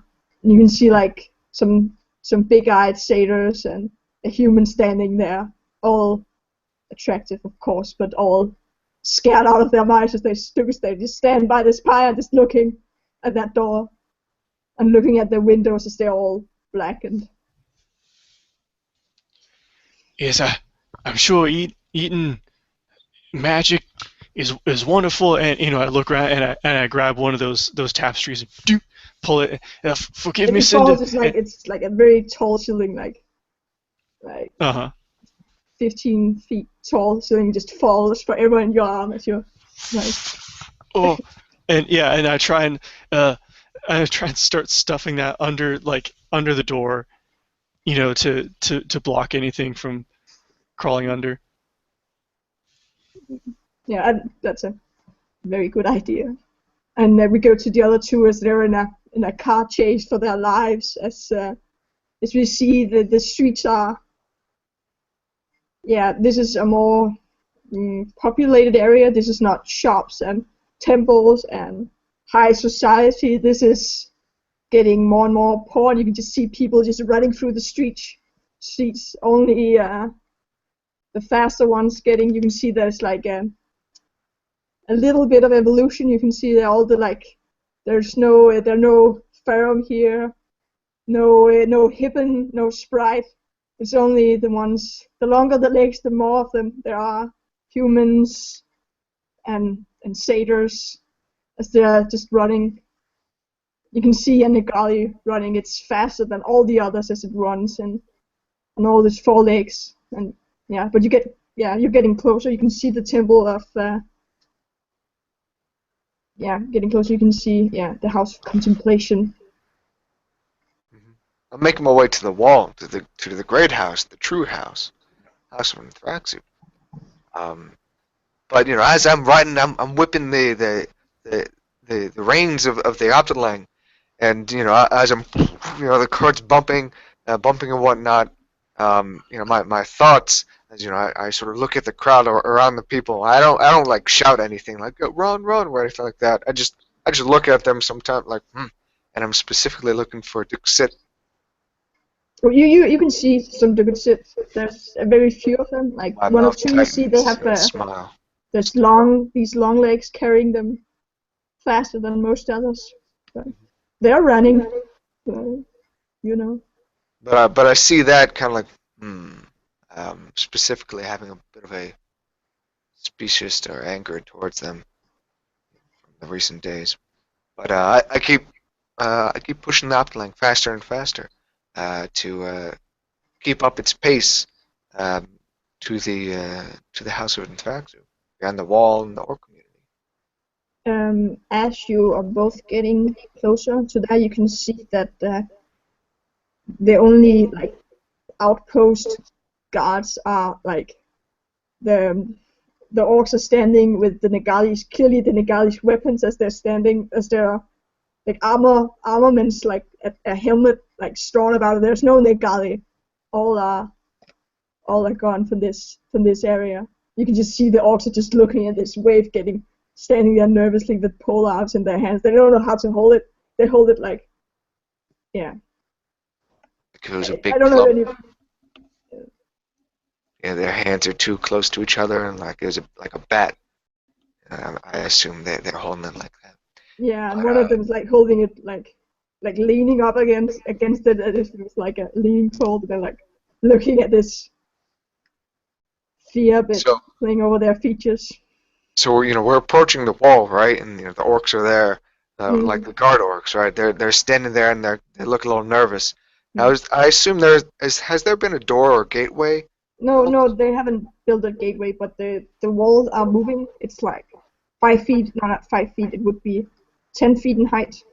I'm Right talking now, about with like an entrance that I could get my there's no, cart in. yeah, you can get your cart in. Okay. There's no door. So They're that, like moving away from you. They're like when you see they move away a long time before they like move out of move, the. move. I kind of yell out, and they kind of wall on out there. And I make my way inside, past the wall. And when I get past the wall, then I start like pulling the reins, like almost immediately, on the Afterlang to try to like command it to slow down. Um, You can roll it. The bossing is still getting louder on Akrova. It has continuously had to fill the carts with the corpses of these locals as he squashed them. Like, so I got an 8. So yeah, it's not not so stopping. much. It's not stopping. It's just running. Yes. You can see it as you. I'm running you over see clay Kyro's heart, pots. Sue's heart, and as you're like. I'm running over all sorts of like clay pots and other like furniture kept out. Oh yeah. There's like Kyro's favorite chair gets knocked over and dodged by one of the hail mules. hits up against a house or like hits someone by accident or an orc like gets whacked as the creature maddened by fear to escape to survive. And I struggle. I'm like and like my muscles tense. My arms tense as I struggle keeping control over this large creature. And I try to like since I can't slow it down, like I tried slowing it down, and then I kind of I relax a bit my arms, and I try to just drive it. I try to guide it to some sort of shed or cropping where other Optalangs would be kept, and I try to slow it down before that. Like I don't. You can as you get there, you can see there's no Optalings left, but there's a room, and you, Akrova, can just see that as you're looking, waiting for that wave to crush over the fold of orcs, the new wall, but it's like it's not getting over. It's just staying. Some of them are staying out. It's like there are few flying inside here, but no one is really. Not like a wave. There's like some. They're still harassing you, but they're harassing. It's not getting your. So it's like as soon as we like get close, he's like just shouting at all of them. Oh, get inside! Get inside! Ah! But then as we get close, we get further away, and he notices that the wall hasn't. It's almost in a way it's slowed down, if not decidedly not want to go over. He kind of stops and. The few of them that get on him starts swatting them off, but then he just can't help but look and contemplate at this strange, if not miracle, that has befallen his fortune. You can also see that the ones you got was smaller than the other ones who you got in your cart, the ones who were flying in. But, yeah. And as you I guess you're hopped off his cart. Or you're both at that stable. So I slow down the Optalang a bit. It's still raggedy, like swinging about. As I try to calm it down a bit, and then that's when I sort of look over my shoulder to you, Arkova. Then I see your wounds a bit, and I look behind you, towards the wall, towards that big wall of darkness. That has it like fog hitting glass, just gone over the wall, or is no, it? it's just around. It's not over. So I look back towards the wall and I see the black and the loud buzzing. And just beautiful the two orcs like stepping stepping back. Like nope. And I look at you, Arkova, and there's almost like there's like a look of like and I mouth something. I'm like, oh. And I say it again. And then again, I shout, having never been one to shout. You will well be safe here. I shout over the cacophony of ringing sounds, of buzzings. Yeah, I think I'll be safe here too. Look, it's not even getting close. But how is that possible? You see it, and I turn back. When you say that to me, I turn back to the Optiling, and I keep trying. Like the Optiling pulls my attention back to it, and so I start trying to keep it calm. Yeah, it's definitely uncomfortable. It's slightly more comfortable when it's inside its home. It feels like there's like you can see like a kind of safety. It's quite calming down as it's in the stable. Like I swing my orcish leg off the seat. And I like sort of throw my body and like hop off in a hurried fashion. I hop off the seat at the head of the wagon of the cart, and I turn to look up at you, Orkova, for a moment before like walking back towards other orcs. And I raise my hand up to them like to get their attention, and I try to yeah, calm them they're a down. bit far away. There's the one at the stable. Else it's empty. It's vacant. Besides these two, who are just holding guard.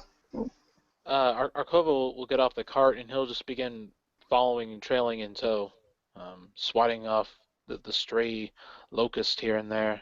The closer you get to the wall, the more are like moving inside to get you. Yeah, and then like I notice that, and I turn back to Orkova, and I gesture with a hand. Get inside. Do not Oh. follow. Oh, he runs towards that area. So, Quickly. And I watch you a bit, having surprised that I had a moment of care for this child of a god, and I turn back to one of the orcs and step away from the wall. Get back. Get back. Yes. And they're like moving. Hear the song. Hear the song. This is what they wrought. The rage. Something so kind. I say as I approach some of the orcs and try to comfort them a bit. And I look toward for other orcs and whatnot. And I don't see any outside besides the one guarding. There's like a few of them. You will not need your. And I'm shouting this. You will not need your weapon for this. You have done what you can. This is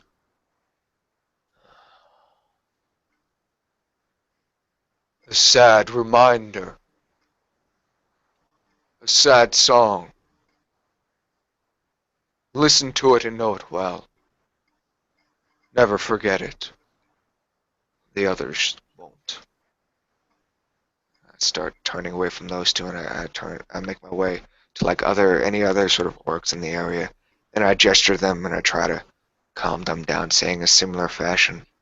Do not worry of the bugs and their song.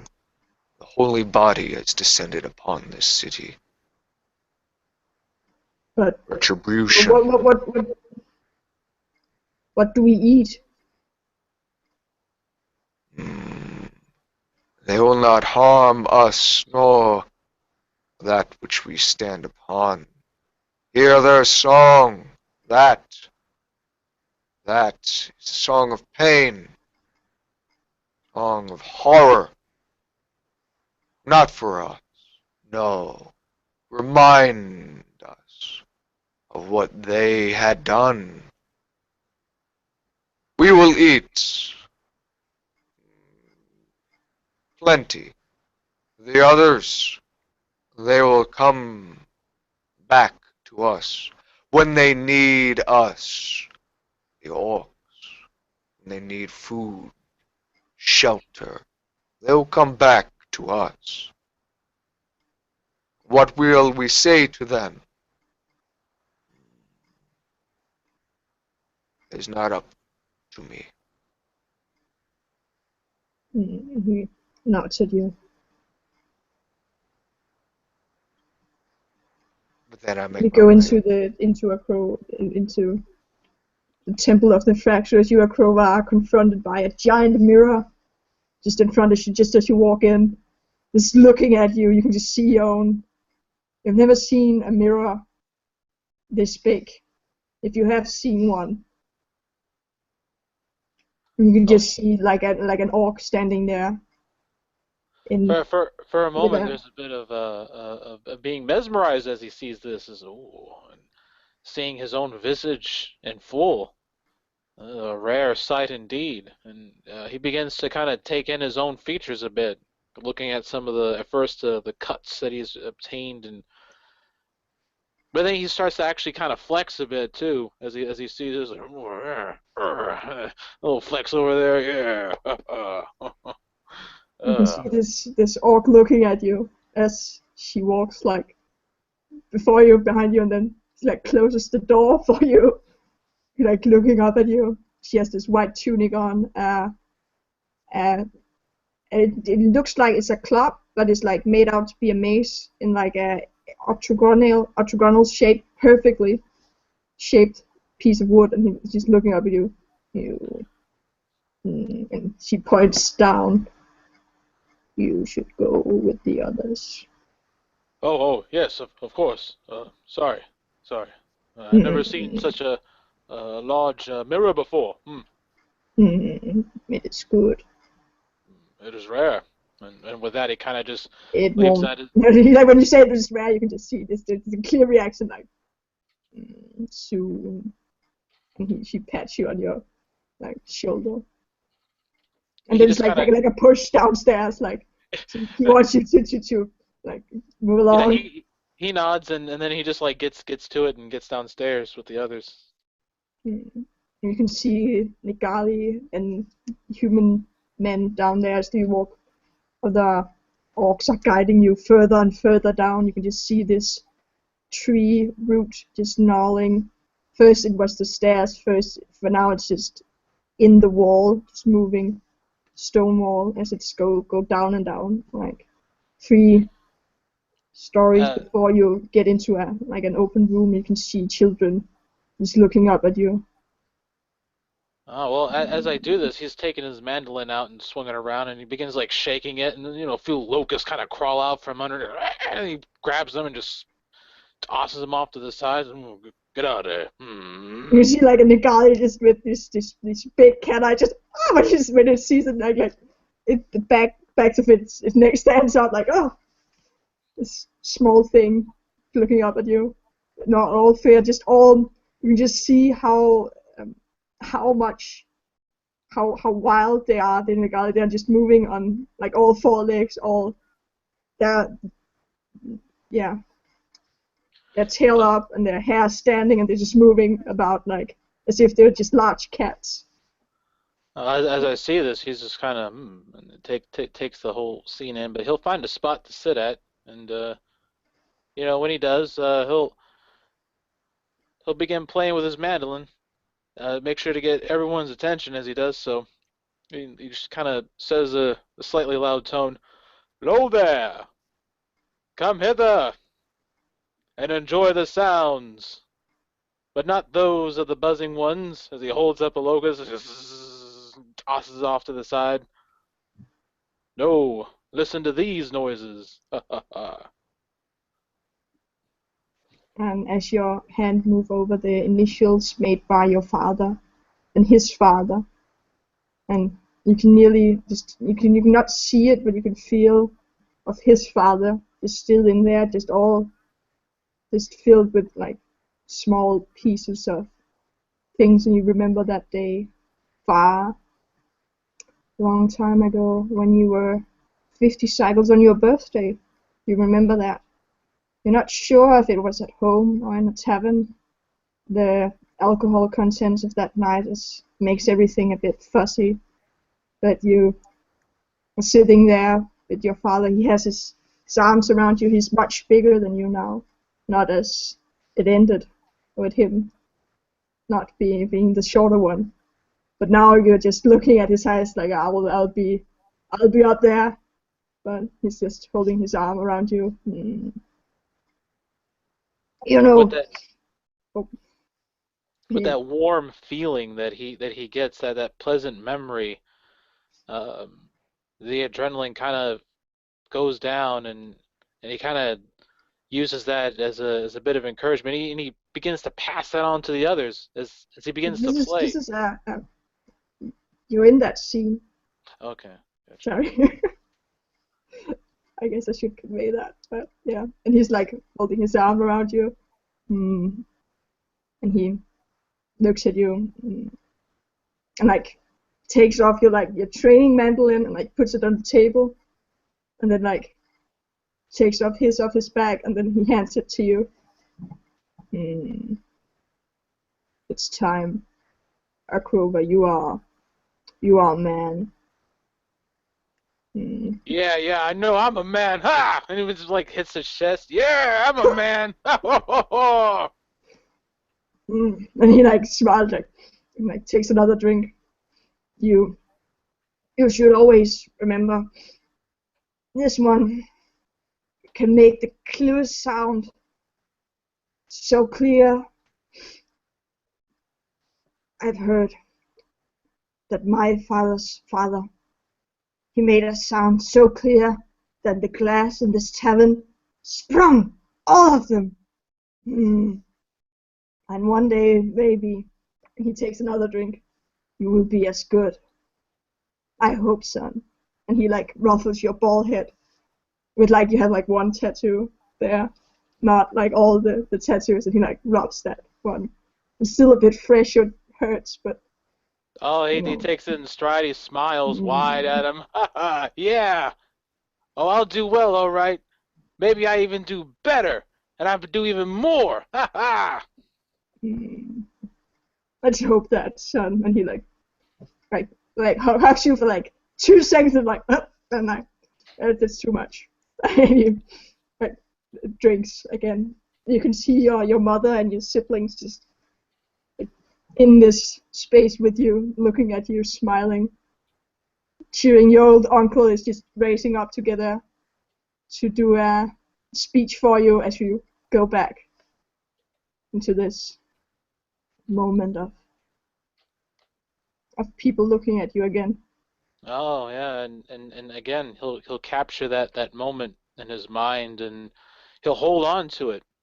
He'll hold on to it for a brief bit of respite, and he'll begin to use that as encouragement to play. And not only will he play, he will rouse this group that has been cowed by these walls of Logos, this cloud of doom and death, and he'll begin to play. Oh, but it'll be slow at first, but then it builds up into an energetic, festive song, almost mimicking the buzzing that he has heard. But this is not one of doom. This is one of no worries. Everything will be all right. Sort of a tune.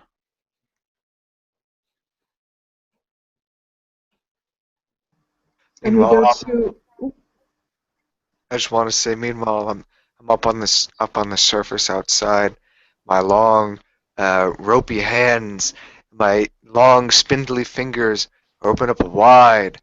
My palms are open as I'm looking up at the wall, and tears falling down my beady eyes out from the deep sunken in eye sockets over my pronounced cheekbones and down my face as I look up, faced with reality again.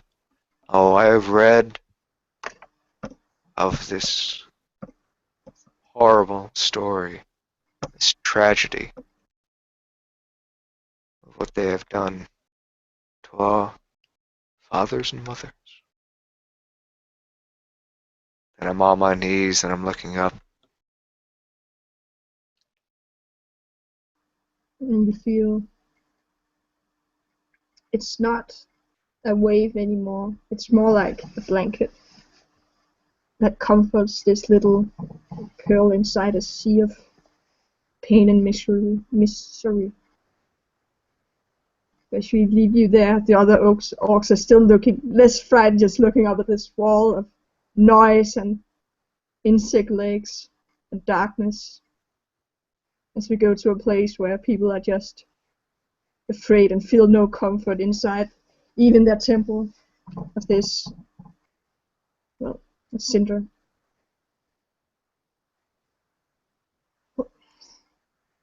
There's one of them like looking at the wooden door where you're like stubbing the last pieces of fabric in. That is a good idea. Who are you again? Who are you? I asked first. That's. What? I don't care what you asked. In fact, don't bother. You don't even need to answer that question. Look, just help Quero. Go forward now and assist him. You see this satyr just walking in. You don't know how to do it. What? You'll likely be eaten by the enormous grasshoppers, but that's fine. But first, you will help him. Like her. Attempt to prevent such a gruesome and hoary fate to befall you. I tell you, it even tinges me with fear, as I keep a strong jaw for my chronicler Quero. Inside, I find trembling, but there is no use in screaming. My mind whirling for an idea, finding none. Where do you have any sort of basement here? No. We have steps further up if you need that, but I think that this would be fine. He's like looking at you. And like getting down his satyr legs, like along the sides of this fabric. It's a very good idea, I must say. True. Yes. He's like trying to get up, like not tall enough to reach the ceiling of the door. As soon as the satyr started working on it, I took a step back and I'm just sort of managing the labor, just watching and making sure that he does it right. Yes. Now plug this here and you bring that over there, stuff it on here. Shouldn't you be helping? We all gonna get eaten. Like, someone needs a high view, a bird's eye view, and I stand up on something of the situation. I'm taking in the whole thing. You have only but a small piece of the picture now. Do you have a chimney for when you will burn an offering to your goddess? Does that need to be plugged up with something? Do you have Hibbins? Never mind. Yeah, no, Hibbins. Maybe? Yes, we must make sure that any and all entrances is plugged up. You see, our assailants are, and I do hold up my hand, like, our assailants are the size of a hand, maybe larger, and they will be able to creep in under cracks. It's perhaps good that you do not have a basement here. You might be able to dig under something, and I don't even want to think about it now. Oh, what about the windows? And he like moves like sufficiently that he can't put any more, and he like moves in, like looking up to those windows, just all dark. Yes, make sure those are all shuttered as best as you can. If you have wardrobes for your luxuriant raiments, then shove the dresses and the wardrobes up against the walls and cover the windows. Yes, this glass seems thick and strong, but these creatures, they're gnawing at the door, wearing it away the same way that a river will wear away at the sands and the rocks. So this is much faster. Yeah. And he like cobbles over to the others, and he like begins like giving them orders, and you can see them like moving. He stands there by the large fire.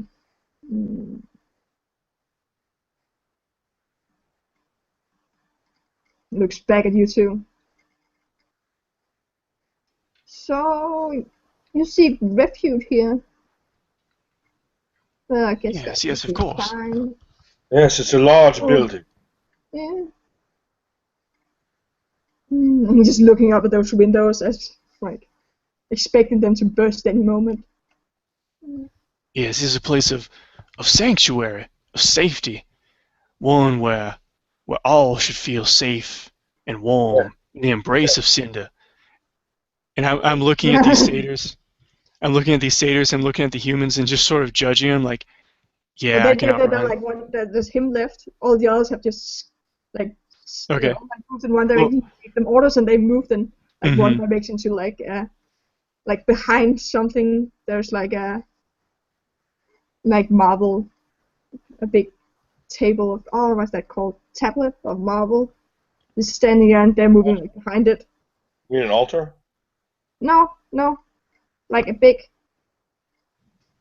like behind an altar, that thing, which is just big and wide so you can't see the doors because it's like always a continuous room and there's no doors, but here's like a big like piece of marble who's like further inside, so you can't see the end. Mhm. I do not know. I think that's called a tablet. I don't know. Tabernacle. Yeah, but no, that's still the wrong word. But tabernacle, yeah, tabernacle, I would call it. But yeah, and he just looking at as they're moving. Still, as people mill about, I'm looking at the ones that I could out, because I think I don't need to outrun the locust. I just need to outrun the slowest satyr here. And I'm looking at them. Yeah, they all seem like rather fit, rather attractive. They seem to, but it looks like they haven't worked a day in their life.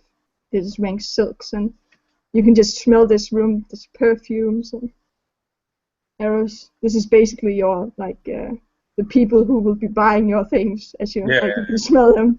My clientele. So Yeah, it's like I do take that in a note. I am glancing up there.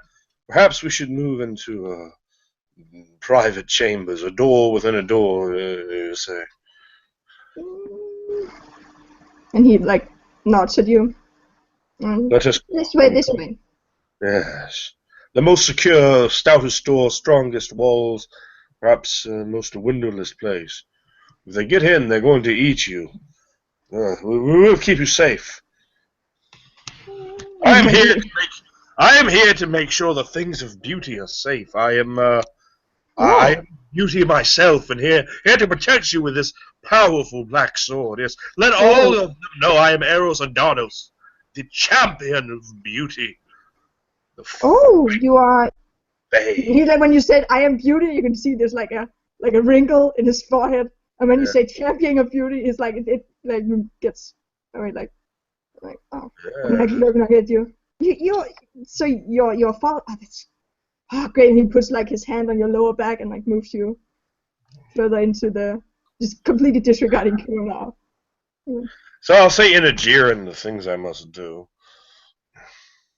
It'll be like Thrinsland for a sneef from the band. See, I'm strong law.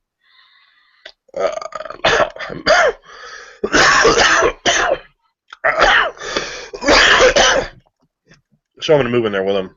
Yeah. You can see there's there's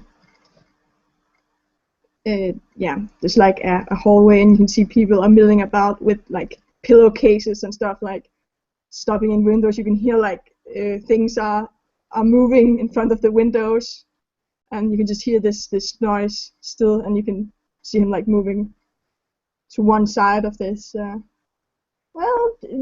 I guess the servants' quarters would be the best. He like looking at you, Kiro back at you. Like sure, like there's like nice tapestries, nice like carving, nice gold and silver linings and paintings, and he's just looking at you behind us. He's like looking up at arrows and then like looking back at you, like expecting you to steal something, but like with like a. I actually do start like reaching out, and it's not, and and then I stopped, but it wasn't his protestations. It was the thought of like, well, maybe I shouldn't be stealing from the goddess that's supposed to see me through all this. It's totally lost to me that he would have the audacity to think I was going to bother to steal any of this. No, he doesn't look at you. You're Oh, clearly a champion of beauty. Oh, yeah. He's a kitsune, like a fucking kitsune, like looking at like looking back, and you lead down to like servants' quarters. It's not a nice building. That's like wooden floorboards and like very lousy beds, just bunk beds stacked on top of each other, a ball for washing, and a lot of they're still clean, but you can see that they are clearly not as beautiful nor as nourished as the other who are like acolytes, and you would guess who are like getting into this room as they're just sitting on the bed like looking at you as they close off the last door, and like a tapestry is put out around it. So, anyone know what this is? And there's like just blank faces. And you can see them like sitting down, like shaking their heads, waiting. Some of them, like one takes out a little marble figurine, puts it down on a table, and people are like praying to it, speaking in these tongues, slipping all to more ghoulish, as you can hear it there. Talking about how this ugly threat must go away. And we see Arpitax as he moves down to the lower levels of this communal house. It's still as loud outside, but the more levels you get down, the quieter it becomes. It's you can smell the cooking, which is happening. You can smell spices and vegetables as they are being cooked down here. At this time, real quick, how long has it been? Is this all like within? Has it been like an hour? Yeah. Okay. Yeah, I hear that gentle twangs of the of Arkova as I step down under into the chamber here, and I see you there, Arkova, and my beady eyes. I just sort of look at you, seeing how you're calming people down a bit, or you have calmed people down. So I'm sure people have pots cooking. Yeah, you can see Nagali children are sleeping on their parents, and all children doing the same, just sleeping on the ground, and all are just quiet and good. You can see a few of them just sitting by Arkova, just looking up at him, smiling, and you can see there's like two younger, like tween human boys also sitting with Arkova and listening to him, with like they're like scooting there up and looking just all around him as he blocks out the terrifying. And I'm just jamming away too. He's got his head's bobbing. I'm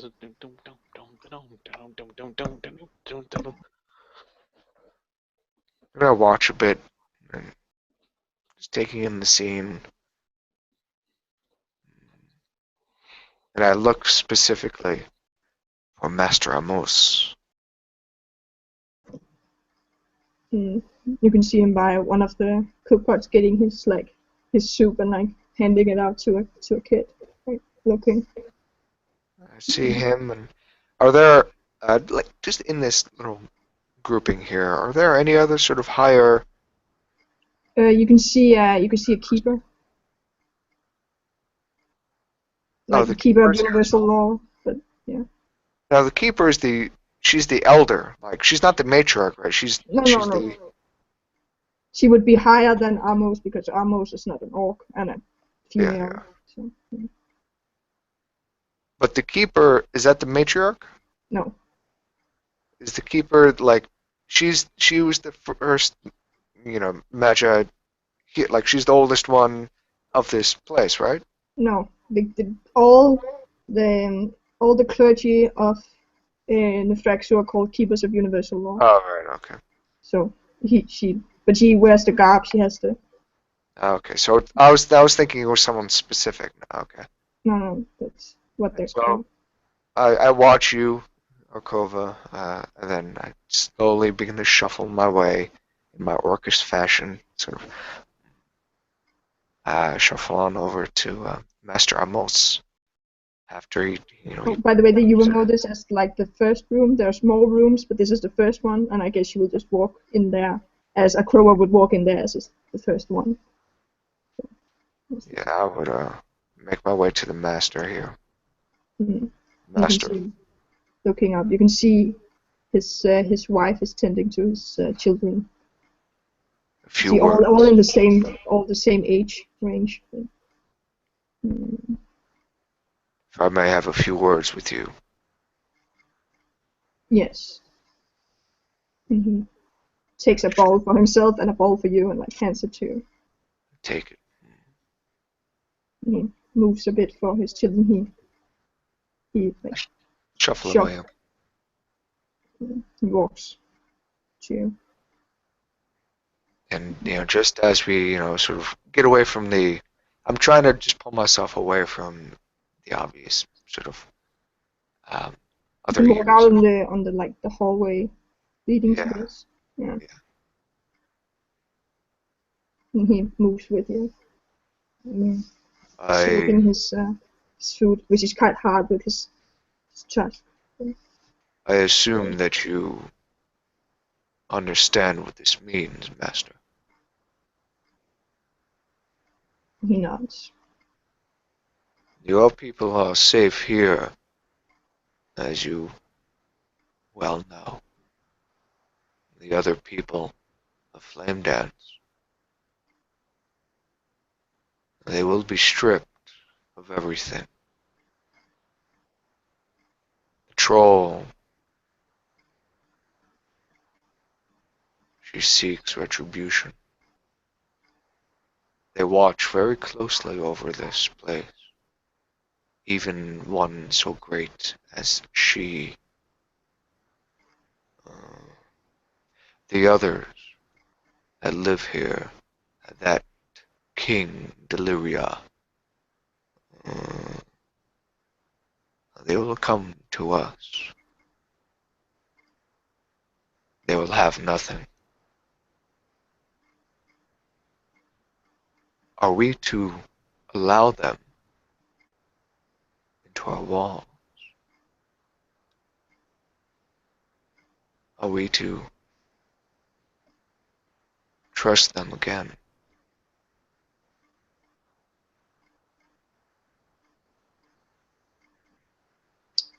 I have this one question for you. Will they trust us? And he like looks up. Rage is strong. She sings loudly. I will not lie to you, Master. I never have, nor will I ever. I just look at him. And he Give looks my down answer. at him. Hmm.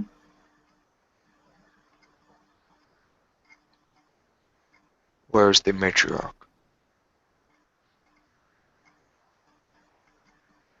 In the temple above. I see. If he would permit me, Master, I would like to have audience with her.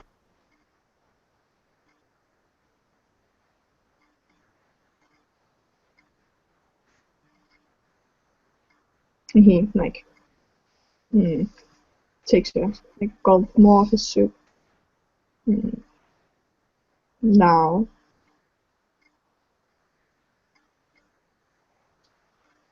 Yes.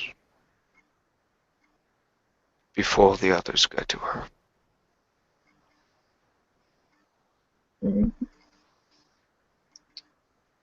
He nods. I believe she would allow it without a request. Though she may not be available as you get up there. Do we have any... Look at him again. A flash of like I blame him for something. Like I look at him like this sort of judgmental look. When you Alright. see that look, you can see there's like he recognizes the judgmental look, and you can see it's like if you're like hurting someone who already has like rubbing salt into a wound, you can see him. But it's a small thing. You can see him like. Are there any practice witchcraft here in this house? He looks over to Ogan, who stands there with his children eating soup of your bowl. There's one look over there with his eyes, and then I look at him and I almost involuntarily sneer a bit, but I don't. And I look back at him. She has seen something in you. She has put me as your student. If she sees value in you, then perhaps the others do as well. And perhaps your people are safe. Truly safe. And then I turn and I make my way over to Ugin. he seemed like looking at you. He bends his head a bit. Architects. Look at him like, You can see like there's like younger and older human males standing around him. They all have like they look like him. Just see it in their faces. You can just see this pure recognition. You don't know if someone is like his grandfathers and fathers, and some of his are his children or his brothers, but they all look the same. He looks at you. and I look at the wrong person. I look for the one named Ugin. The one, Yes. and he like, and he I walks. turn to the one talking to me. There's the one you spoke to is like the one, and he's like, Yes. and let's see, he gets through the others. He's 5'11", not the tallest one of these, but there's like quite an average age. Like size him up a bit. Yeah. You are Strong Ugin? build. Yes, we spoke days ago, and he like looking at you like offended, clearly like. Forgive me, I find it difficult when you are. I wish to speak words with you. Alone.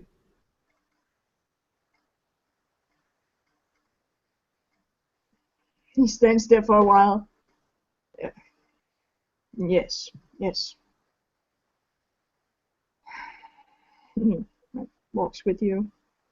I walk down, I walk away from the sound of Arkova playing the music, and I walk all the way to the main lobby in front of that great mirror. Like looking up at that mirror, seeing his own reflection for a while.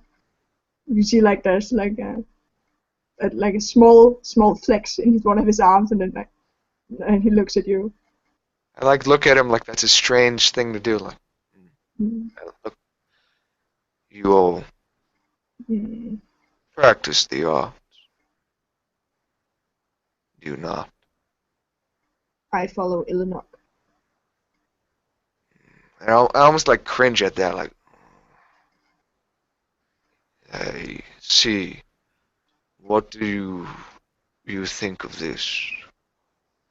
The anger. the buzzing. What do you read from their song? Hmm. I look at him like very like I'm trying to get a really good read on him. Like I'm really trying to like I'm testing his knowledge almost like it was like a rivalry of magi. Like And you can see him, he's like thinking about it. Hmm. She. Hmm. I see the anger. I cannot see anger so wide. There's no other here for witches who could call upon her. Like looking, like I get taken aback by that. Like I didn't know they could do that. So I'm just like, like looking at you. what do you mean? Call upon a song. You're not just listen, divine what it says. Do not try to trick me. Uken. Like looking at you seriously. I'm sure they can call. I've heard about this. Hmm.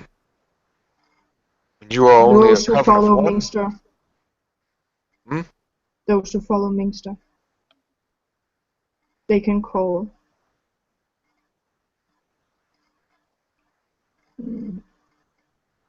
No. Hunger is. Surely you are incorrect in your translations. Followers of Mingser are orc. What kind? I have met followers which were ogre. Mm. And he like looking just like feel like that they're like sad, the mixture of sadness and anger is just washing over his face. They were. I almost have like the same reaction, like ogre. They hunger is eternal. All of her is out there, and yet there's more of her. Mm. When you hear an ogre call for Minster, you should not hesitate to kill them. They are wrong in their assumptions, though some of them know the truth, but only wish that rage they were born upon. No. He looks into the mirror again. You mean to tell me that they blaspheme your arts? He nods, still looking at the mirror, looking at you, your eyes through the mirror. I'm looking at his face, not at the mirror. He's like looking back at you. You say you are a coven of one, but you have met ogre Mm. near these lands? Mm. Closer to the spire. Closer to where I live. Oh, By the foul river. you live so far away. Why do you come down here now? My daughter was killed by Dukut Sid. They were killing you in the You know what streets. they have done. I am reminded of them every waking day, what they have done. It's like wash of sadness.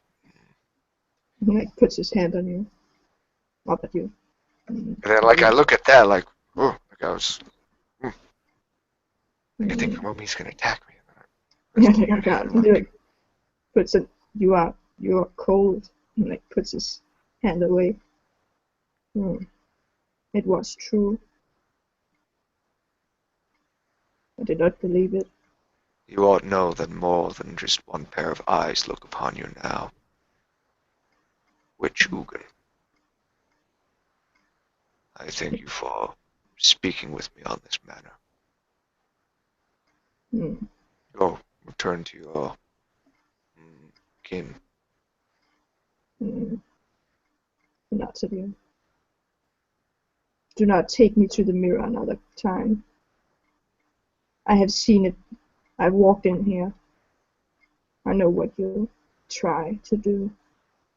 And he like tucks his holds you a little bit tighter. And let's go. And like I raise my chin up at him a bit. Only truth behind the mirror. Nods and walks down the steps. And I don't follow him, like I look back at the mirror, and as if that was like another person, like I bow down deeply.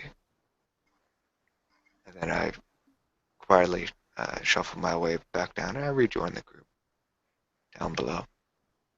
But like it's like I don't stay there and like eat and like comfort people. I sort of like just walk through and look at people. I'm definitely like if there's Duksit like here, I'm not being Oh, there's like no subtle. duplicate. Okay. There's Because I would have like immediately like snapped like nope, you're over there. Like I would have segregated them real quick. no, there's one or two satyrs down here. You can see who's like sneaked in as the panic hit.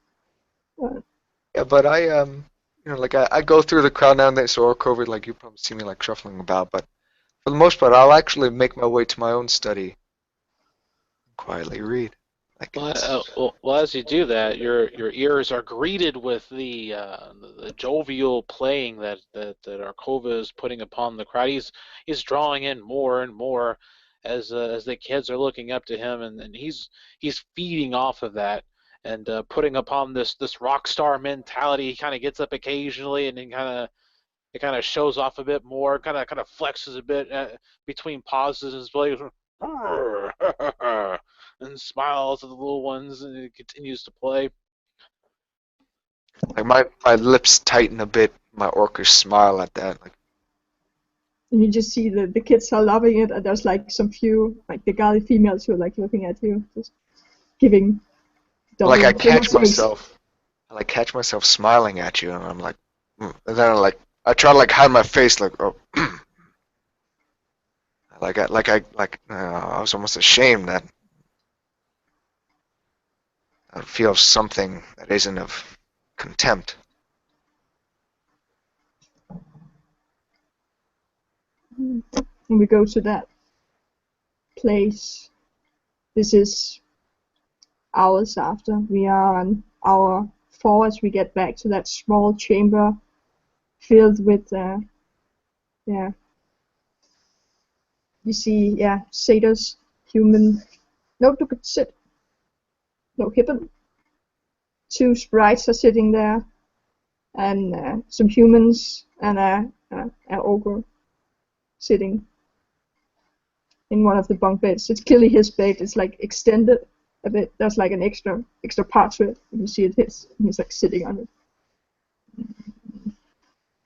Two of them. So, since we're going to be here a while,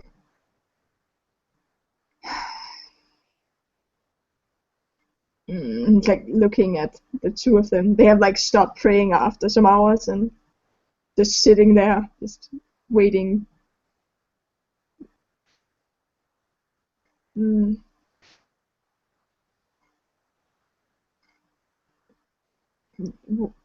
I've seen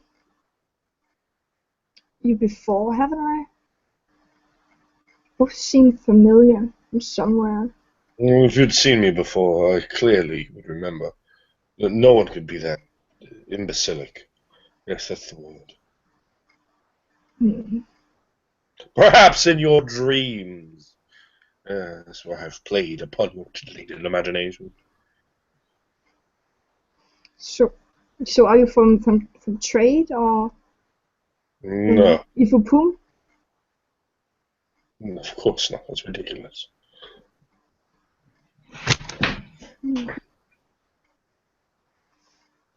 Why are you here to do Cindy's work?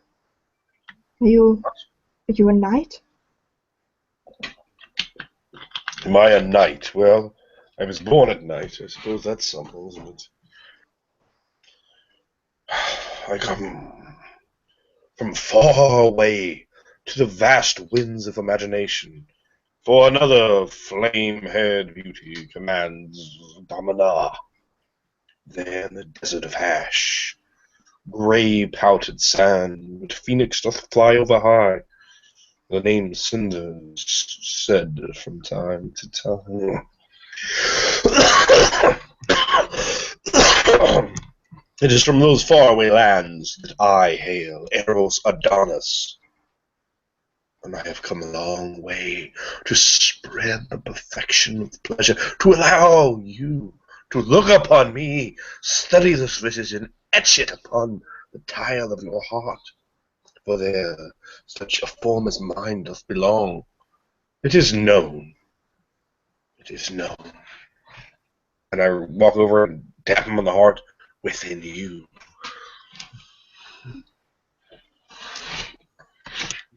Yes, like looking at that figurine, those red painted lips, and he's like looking at that, and like looking at you. Like strange sounds are coming from him, and then he looks at you. You are. Yes, Very few of your kind here. yes, very few. I have noticed that. Ours is a wandering people, vagabonds, and Yeah, certainly. perhaps soon we'll find a permanent place to rest our heads. And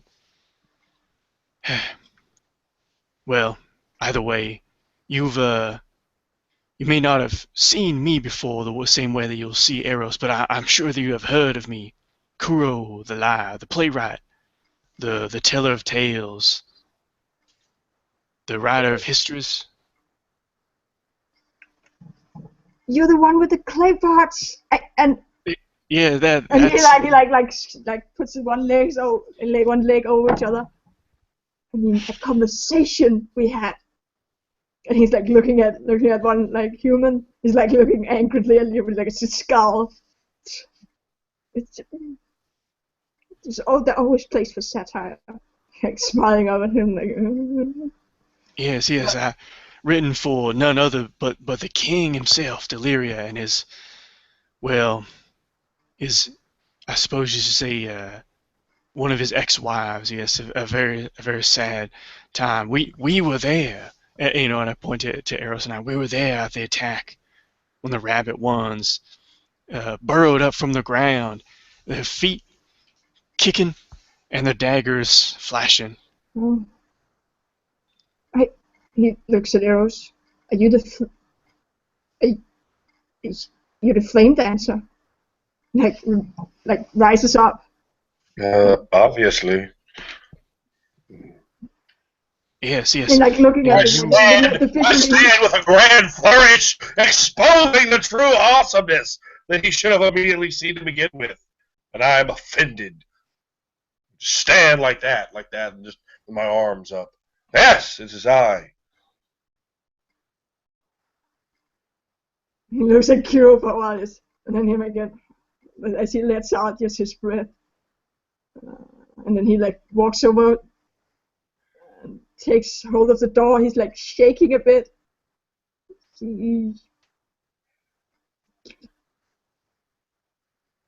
No. No, what you mean? Why are you not saving us, Flame Dancer? I look like I had not crossed my mind to save me. Like looking at the door. I look like that's like a legitimately strange question that never entered my mind. And then I stop and I ponder and I think, I've been eating this thing and I was afraid of it, but not that afraid. And the courage sort of begins to swell like a hearth being fed more. Clearly he thinks like that. I think, yes, well, clearly I can do it like that, yes. I haven't even heard of this troll thing before. It couldn't be very powerful. And I stand and I go, well, no one had asked me to until now. And I open the door and I walk out, swelled with mood and confidence.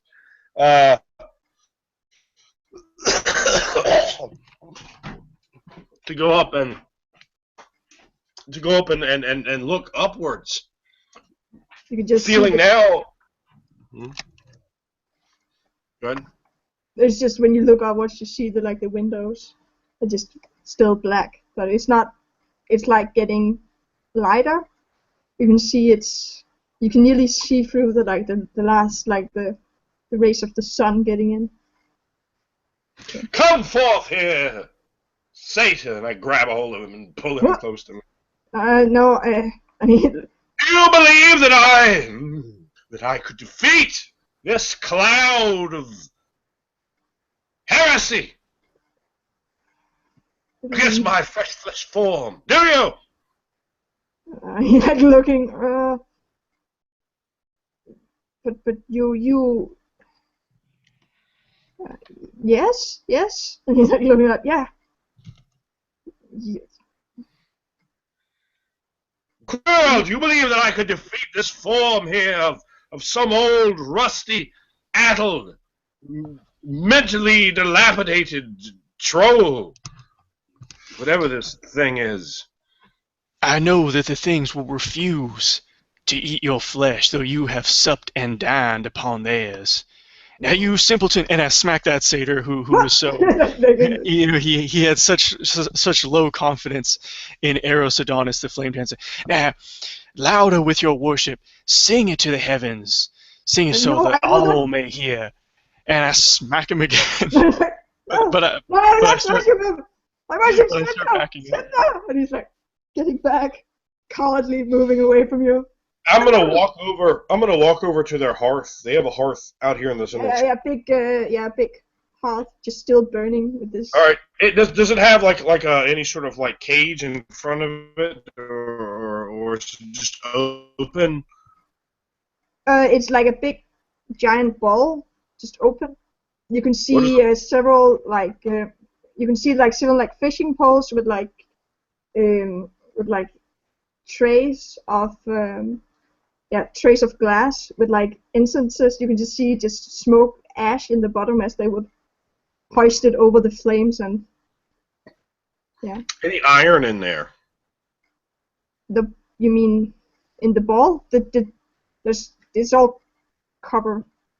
So that would be a good sign. I will take my sword and I will place it.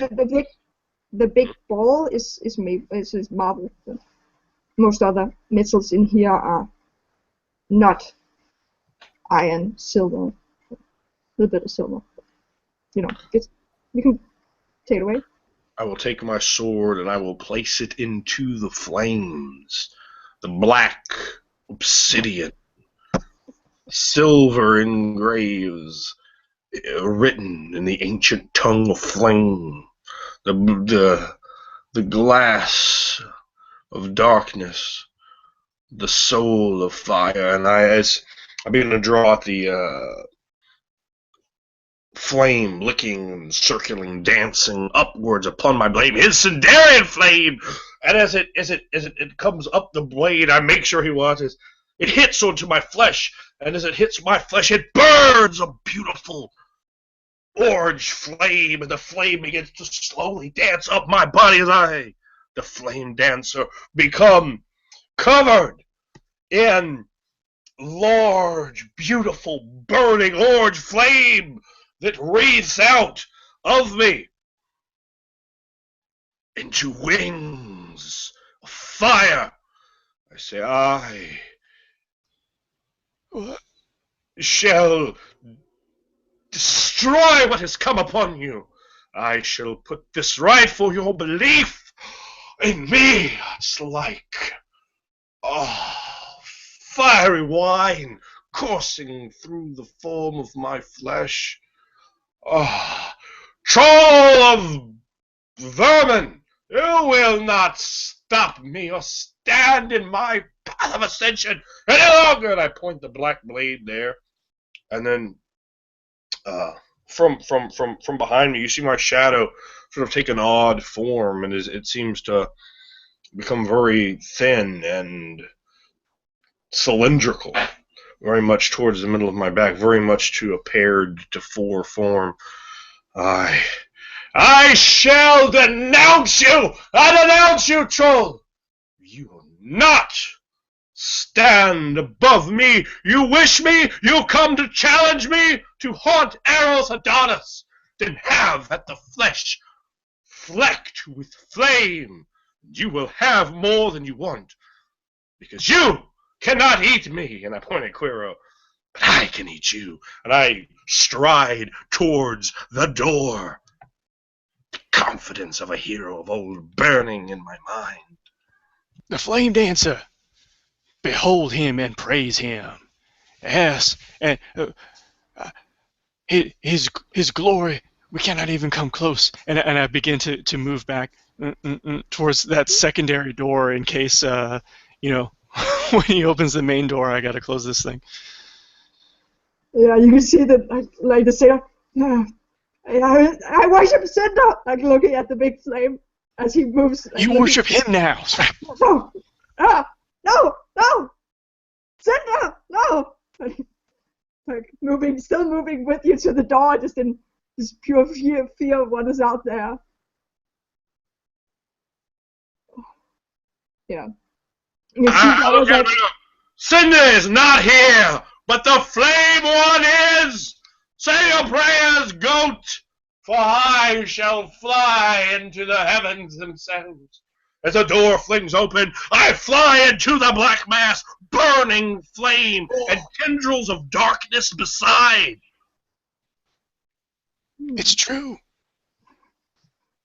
Mouth open, sword swinging, fire burning, darkness grabbing and gripping, annihilating. And you can see them sailing upon you in a multitude. There's not as many as you saw to start with. It seems to be quieted down. There's just a few buzzings as you descend into the sky, burning them. As they try to nigger at you, you can feel just small bites and cuts on you from there. And as you ascend like an eagle falcon up through the cloud, they seem like they cannot follow you. They're following you a bit. But as you see it, you can just see the whole of Flame Dance enveloped in this. Most are on the fields. But you can see the center, the eye of the hurricane, is just right outside Flame Dance and at the fields as you ascend up. And they're definitely biting you, chewing you, all the places as they just hold on to you and just stay there, just biting onto you. But yeah, you get too up high for them to fly. Oh.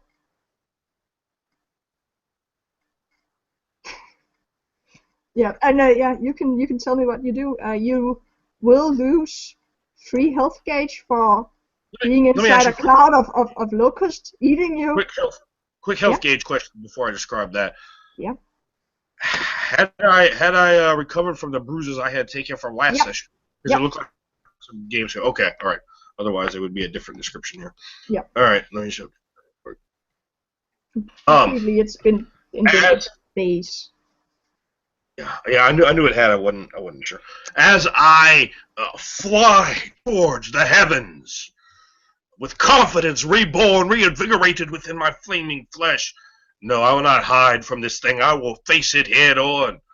For me, for my legacy, for that is what these people are here for. They must live, so they may tell others of Eros Adonis, of the wonder. And somewhere deep down inside, I hate to admit it, but I don't want all of them to die. And that pulls at me in a way that is very uncomfortable and makes me nervous. As I fly through the air, the black cloak of these things assaults me, attacks me. As they hit me, they burn and dwindling down to nothing, wings shriveling as they fall charred towards the ground. But many throwing themselves like honeybees in mass, launch home one another. The small bites add up one and one and one and one and one. and slowly thousands of these tiny bites have covered my back and my chest and my throat and even my beautiful face, my arms, my ears, even my eye has a slight hematoma on it as these creatures inflict themselves on me, but so many of them charge to black ash as their attempts as they attack. So many of them find themselves uh,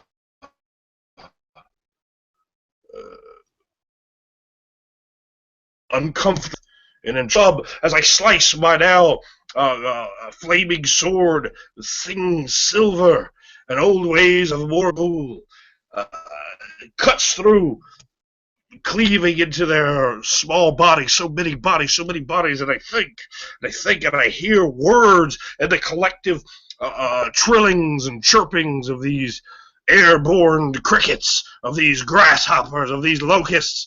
I hear words, strange words, Thraxian words that I don't understand, and I feel it start driving a wedge into my mind as more and more of them whisper secrets as they bite me, only to be replaced by two more.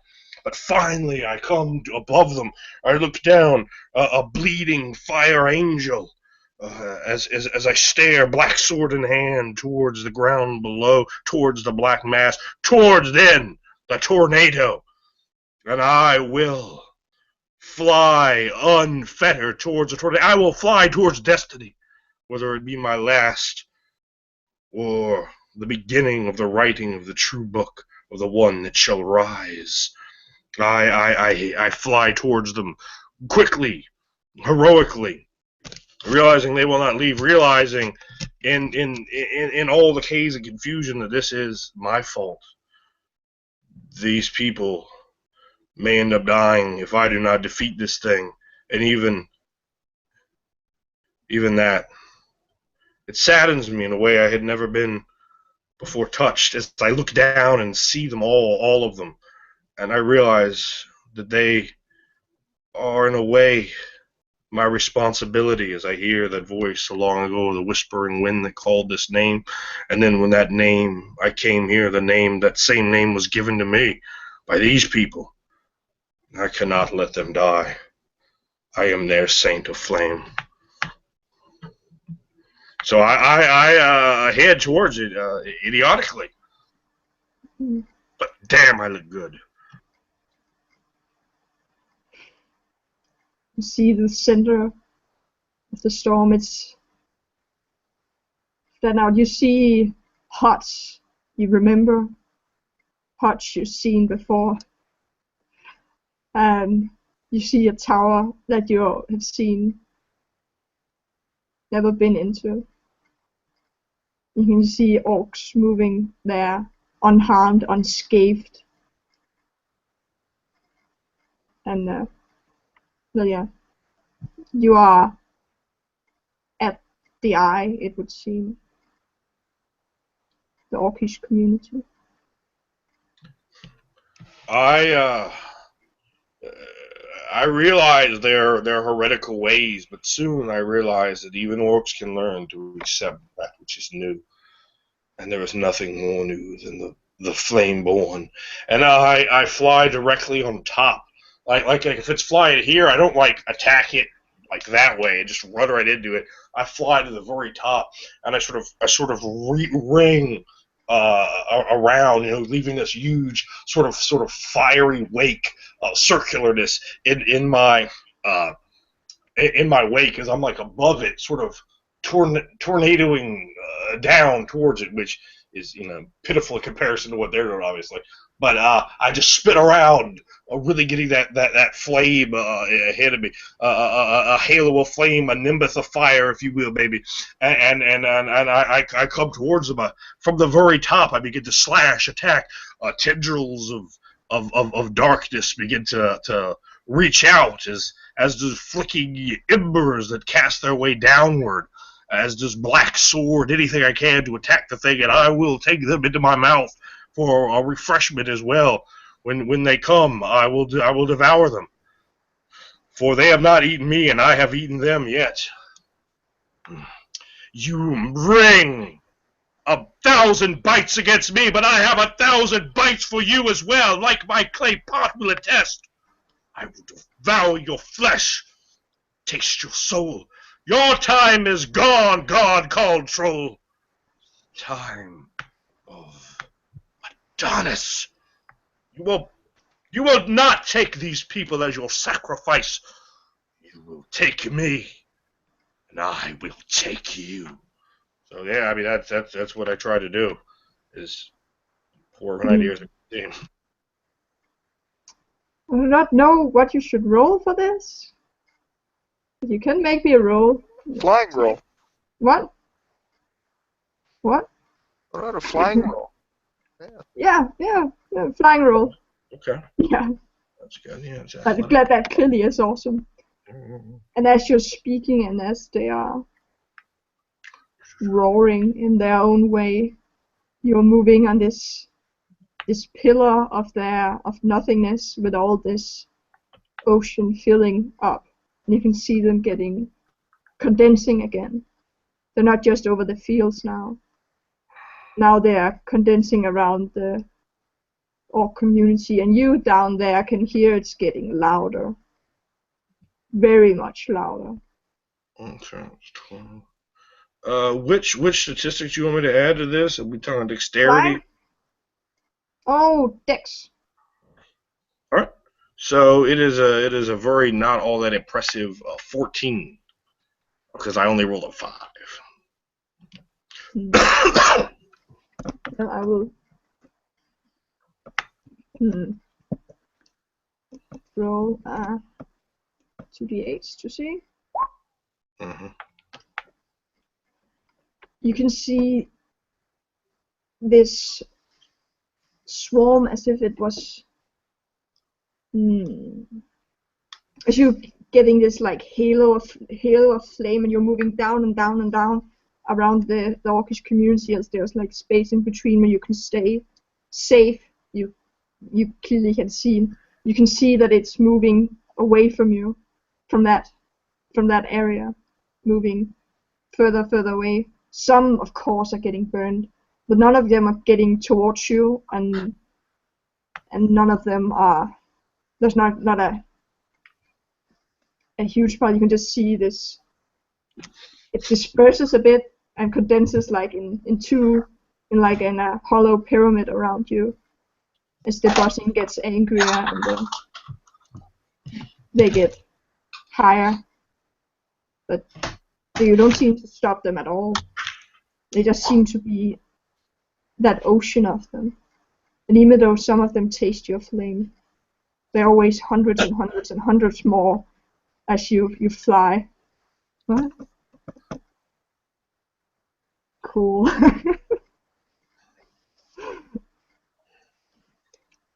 And you fly, bustle, you kick, but you only get bites to your arms, your legs, everything.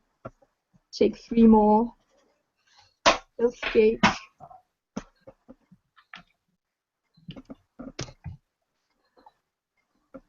All right, I feel more empowered as I cut down more and more. I see so many coming, but as I catch them in my mouth and I eat them, as I taste the ocean and see it having risen into the air, I know that there is some way they may be destroyed. You've come for me. Let us settle. Let us see. You are the past, but I am destiny.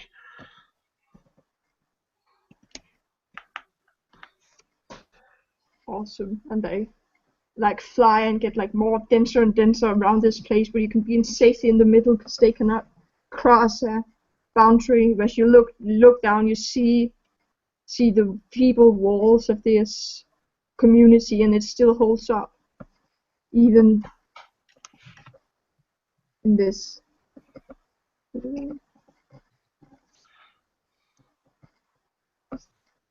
You think you will eat all that is here, all that is this, all that is they. No, they are not yours. This is flame dance. I am the dancer, you you are but memory. Go to that place in the back of the mind, in recess, in retirement. You should not have stepped back into light of day. Taste you again, again.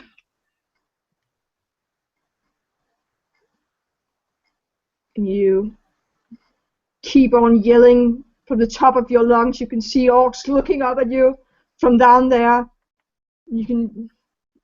You fight and you fight, and the flames are burning these creatures. They're falling to the ground, just a cloud of smoke, but they cannot get over this threshold, and you fight and you fight. And soon your wings cannot bear you, your arms are weak as you are on so low health gauge as you're not plummeting, but you are falling slowly down into the orcish community, bloodied, bruised, in a piles of these creatures, but they're still buzzing. There's still millions of them. They're still all around as you lay there in this hurricane, as they flutter around you, and you just look up at the sky as Oromaster moves over Am I you. like... I'm sorry. Who moves over me? Oromaster, the sun is moving, time is passing. Yeah. I'm like exhausted to the point like of passing out. Yeah, definitely. And you have just cuts everywhere. Everywhere. Trying to like. But there's like. It's like complete defiance. Like, I will not bow down. I am the majestic one, not this thing. And like one of them is there, like trying to bite me in the face. I'm like, I like wrangling into my mouth, like chewing it as my eyes. I like have one like kind of hanging, half eaten out of my mouth as my eyes just completely begin to shut, and my muscles shake, my muscles tremble. The sword of power in my hand, and slowly, the hand itself, the hand that threatens doom upon the troll itself, falls in a mass of its dead bodies. And the mass, and that hand, look at that, Mr. Cameraman. Look at that hand. Look at that hand. And it sits there in the mass of the trolls, sword gripped tight, as I greet the black oblivion of Aramon. My hand falls open.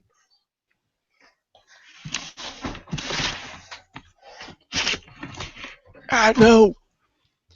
And inside the Temple of Cinder, when Eros was spinning in his routes, creating a literal ring of fire in the sky, as Phil had pointed out, and seeing those burning locusts falling like embers falling from a log, falling to the earth.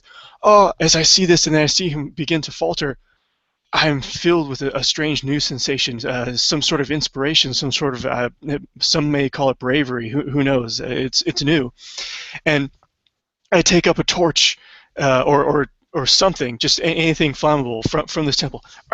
Stick it into that hearth. The flame dancer. The flame dancer! We cannot let him fall. We have seen their weakness. And I'm swinging that torch around, and I'm trying to inspire these people with my, I do have a diplomacy forte and faith. Now, you have strode from the dream. You are woven of things of the mind and the sleep, and you have felt the flame upon your lips. Yeah, and I say lips because I've seen that seems to be this symbol of Cinder in here. Stride forth, take up a torch, strike a blow for beauty. You would not wish to see such a thing falter and fall from this world. You would leave the world so much poorer if we let the flame dancer fall. He has unveiled the weakness. He has unveiled the weakness of the troll, this thing that assaults us. Now, take up torch, take up blade. Set your woolly legs aflame if you must, you simpering simpletons. Now, forth! Go forth! And, I'm pointing towards the orcish community when that burning comet, when those wings faltered and the burning angel has fallen to the earth. Ah! You can just see, you can see this cloud. It's just above the thatch roof just coiling there around the orcish community, and you can see the others are like walking out. Some of them are staying in that one you spoke to. You got his name. He's called Anton, but he's still staying there. No, I will. Cinder, but some of the acolytes, the servants, are just out there with torches, like, yeah, it's moving with you. And you can see this cloud. As we go forth, I turn back towards Anton, and I have a torch held aloft, and I'm flaming on a locust. I just turn back to him. Cinder will remember this. Cinder will remember us, not you. And I point to him with that torch, and then I go. I will admit that I am at the back of the mob, but I am still inciting a mob to. And if we have extra torches, those will be tossed upon some thatched roof cottages here and there, for they are far away from my home, and the flame and the smoke will rise, and it will torch away some of the locusts. Yeah, actually, yeah. You can see the places where there's like a lot of smoke when you thatch a roof, and people are just running out of the house screaming. But you can see just the smoke is just like, it wakens the locust above that. And as the others are looking at you and begin like torching houses, and people are just looking in horror, holding their children, holding their belongings, but they're like, you can see others torching. You can see others burning their homes, because surely their lives is more valuable than their homes. I should turn this on again. As the houses are burning, the whole city is getting, you can see the sun getting through the cloud of these locusts, seeing our master's face greet you as the locusts are driven away. But this is hours later, and all the city is still burning. Wait, you sent it to me? No, this is like, this is Kuro. He began burning all the thatch roof, and like taking on this, burning the smoke keeps away the locusts, and they fly away, wakens the sky, and the sun is greeting all of you. But flame dances in flames, and people are looking at you, Kuro, holding their flames at high. And I think this would be a good place for soliloquies. It's quite epic. You just see this whole city in a pan view, burned. Their fields are stripped bare. The whole city is aflame. But they are free from the plague. So yeah, you can take it away.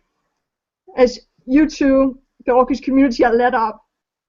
As you are seeing, just the sky is clear. You went up when the locust song stopped, and you went up, and you can just see the whole city around you burning, and smoke rising in the air. Yeah, you can all take it away. I will say, who wants to be first? Should we go by alphabet? I'll start. Yeah. I'll get my music real quick. I'm gonna give a moment. You know, soliloquy, there's no battle music. No. Alright, so prior to all this, to those distant buzzing sound as I reached the cart. What was that? Oh, a great cloud. Your wrath hand is stretched out to take them.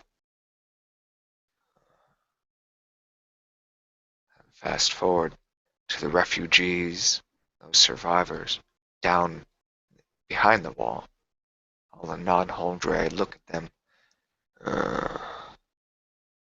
I wonder if you are truly one that accepts the truth. The gods have abandoned you. They do not save you. They cannot protect you. They die and are no more. But yet, trolls, they do not die. They continue on and on. Something older than any of you could have possibly imagined has come taking your homes. As I look at like a human kid, like talking to his dad as they're sharing a bowl of soup. I wonder if you understand this. How much time has passed. These walls on the ground here you sit, you drink from our cups, from our bowls, from our food. And you wish to damn our fathers and mothers. You expect us. You assume that we would give you these things for free. I have learned early in my life by the lips of truth that you want only one thing. More.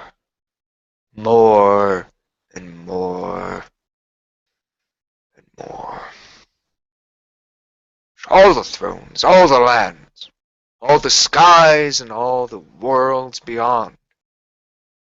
You want to own it. Keep it as your own. You do not understand. Hours later, as I'm leaving the Temple of Anthraxu outside,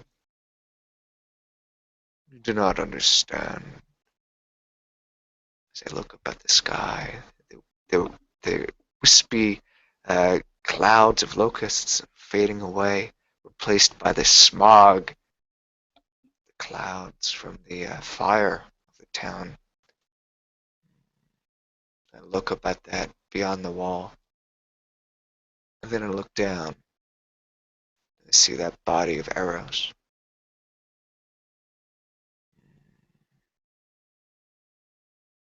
We will try to make you understand. We have tried, and yet you have forced us here. Forced us to make this wall. As I'm walking my steps closer to Eros, stalking his body, assuming he to be dead. You wish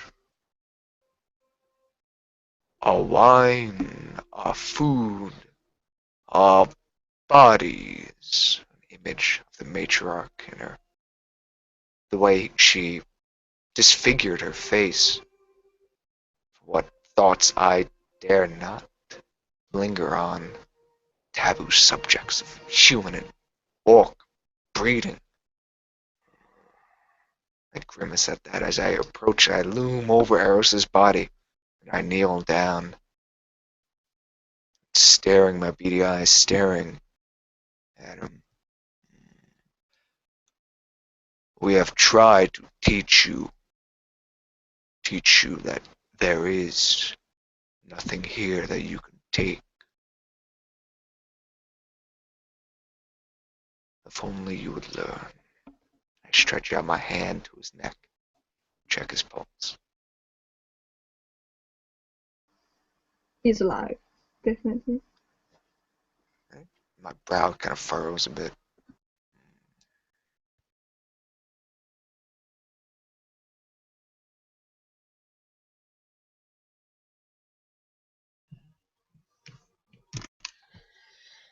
I came here for your wine, your food, your bodies. Oh, and I found it there from that name on the wind, and I came and I took your wine, your food, and your bodies. And sometimes your and I had them in every way imaginable, and I will have them still. This is what I'm thinking as I'm looking at the enormous storm. I want that. I want it. I want more, more, more, more, more. There can never be enough for me. I am unsatiable. There's a hole inside me, and I will put everything in it. Everything. A hole the size and shape of an egg. A hole from a mother who never recognized me, who never cared. As the ways of feathery wings. Those are not my ways. Those are not my ways. I had spent so long forgetting. I had forgotten. I see only now as I look down from above, from this perch upon low Celestia. It is not my way. It is hers. Mother, you have given me the eyes of a god. And I only now realize how horrible that is. To be arrogant and ignorant and unconcerned. They are suffering.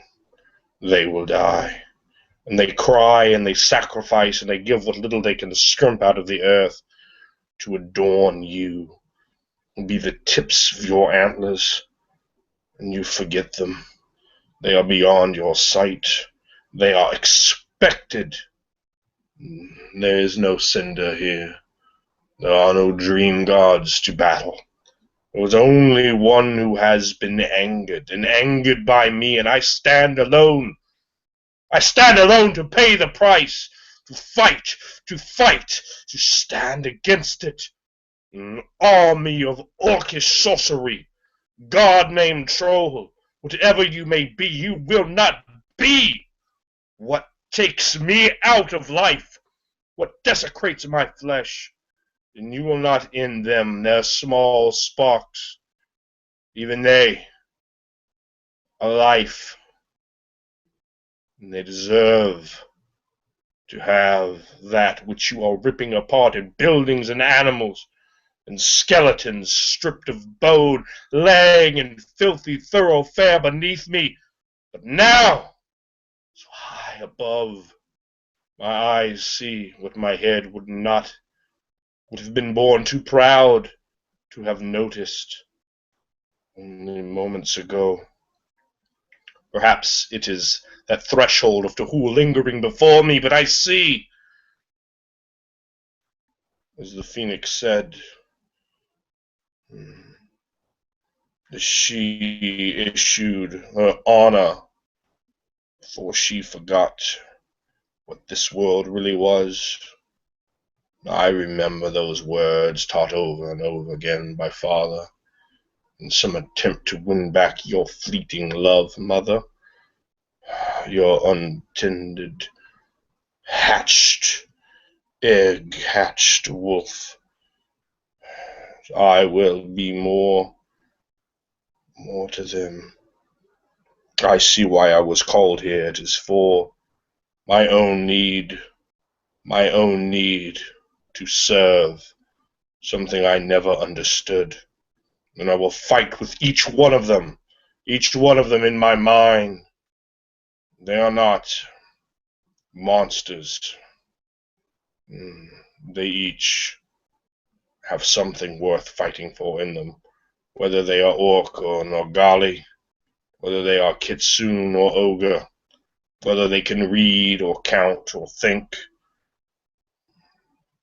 They have worth, and only now, in an hour that may be too late, do I see it, but I see it in time to fight. And there has been swelled cowardice in me, and I did hide and play the role of weakness, but that has gone with words from greatest friend, from the only friend I've ever had. Whispered lie, perhaps, on fox tongue, or perhaps the one time it slipped out truth. If I do believe, he believes, and in that belief, I believe I can be strong enough to do what should not be done, what cannot be done. How may one stand against 1,000,000? I shall burn with fire. I shall channel darkness. I shall touch them from the air. I shall bring all this body has, and maybe, just maybe, all the more that I wanted. Shall be just enough. Shall be just enough.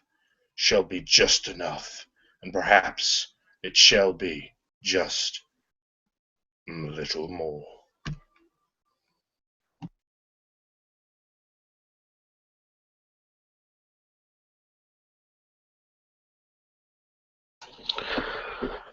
We see Arkova walking outside, playing his mandolin with a merry tune. Children running around him, forming a ring of jolliness as they sing and dance. They quickly disperse to their parents. The crowds that are walking out, he smiles and greets them widely. Happy.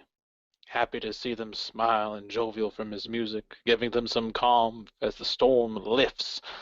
He looks upon there, his head lifting up, and sees the black clouds of doom fluttering onward, and along with it, the black smoke of fire. He begins to walk forward. As he does, he's quickly reminded of that sorrowful time as he sees bodies strewn about, bodies stripped completely of flesh, skeletons, bones, as perhaps maybe a few greedy locusts begin to devour and eat that last bit of flesh before being stomped off by an angry family member, their tears of rage falling. And Arkova thinks back to that time, happily embraced by father and family, but then embracing his own father in death. His limp form, that large, massive, red limp form, dead, cold, taken in by Da'ul. His hands stop playing. The mandolin swings back, around to his back, and his hands boil up into fists. His teeth grit. He walks strongly. Forest is burning. How much more have to die before this is over with? I came here looking for Dukeset killers, and I find swarms of death, peoples of myth, and even that of magic. There is much more going on here. I'll find out the bottom of this. Surely I will. Before that, there's going to be some payment. Too many have died, and yet there ain't enough that's gonna die by the time I'm done. I'm gonna get all of them, he thinks to himself as he marches forward. He begins to look for those Dukesets. As he does, he sees a familiar sight before him. Apatax. And then on the ground, he sees Eros. His eyes widen. How many more have to die? I know this number. All those involved in the killing of my father. And all those who dare harm those I know. All those who harm my friends. Ogres are much more than what they are. They call us beasts. They call us animals. But never has there been an ogre who has been disloyal. The camera zooms in on his eyes, burning. his blood pumping, and his mind filled with rage.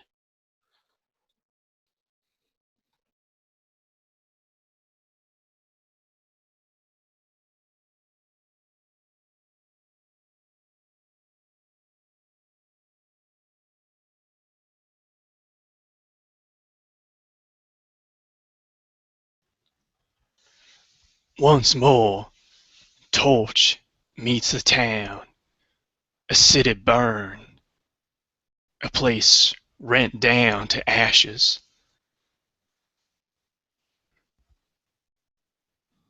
How many times have I seen it? Perpetrator and victim. 1,000 times, 1,000 past have seen it before. But tonight is different. Tonight we fight. Tonight we burn. Tonight we sacrifice for future. Tonight, homes are destroyed so that lives may continue.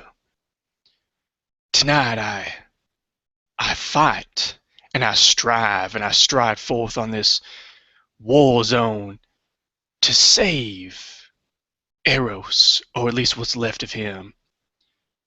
Truly, his inspiration has lit a fire in my heart, and I've felt something I've not felt for so long. So long have I tried my best to avoid death, and I forgot how to live. This is the lesson that you've taught me, Eros. It is only fitting that I repay you.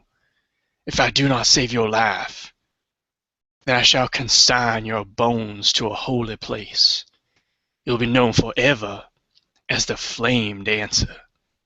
Your legend will grow. Your legend will live on. Forever. You will have a bit of immortality. And yet, you will also have rest. Yes, this is the gift I give to you. A mob filled with torches, piety, and zealousness, chanting in your honor. I know this is how you'd love to go out, Eros. Your name upon their lips, flame in their hands, and fire in their heart. Yes, Eros, once more we stride forth for you. Can you hear it? Can you hear the chanting? Can you hear your name? Yes, tonight we fight, and we step towards the future. And with that, a hand falls upon my shoulder, and I look, and there's another Kitsune, hair as black as night, skin white as ivory. Tell me, Kuro, what would you sacrifice for future? Oh, I would sacrifice, and I look towards the flames, everything. Right then. Sounds like you're finally learning.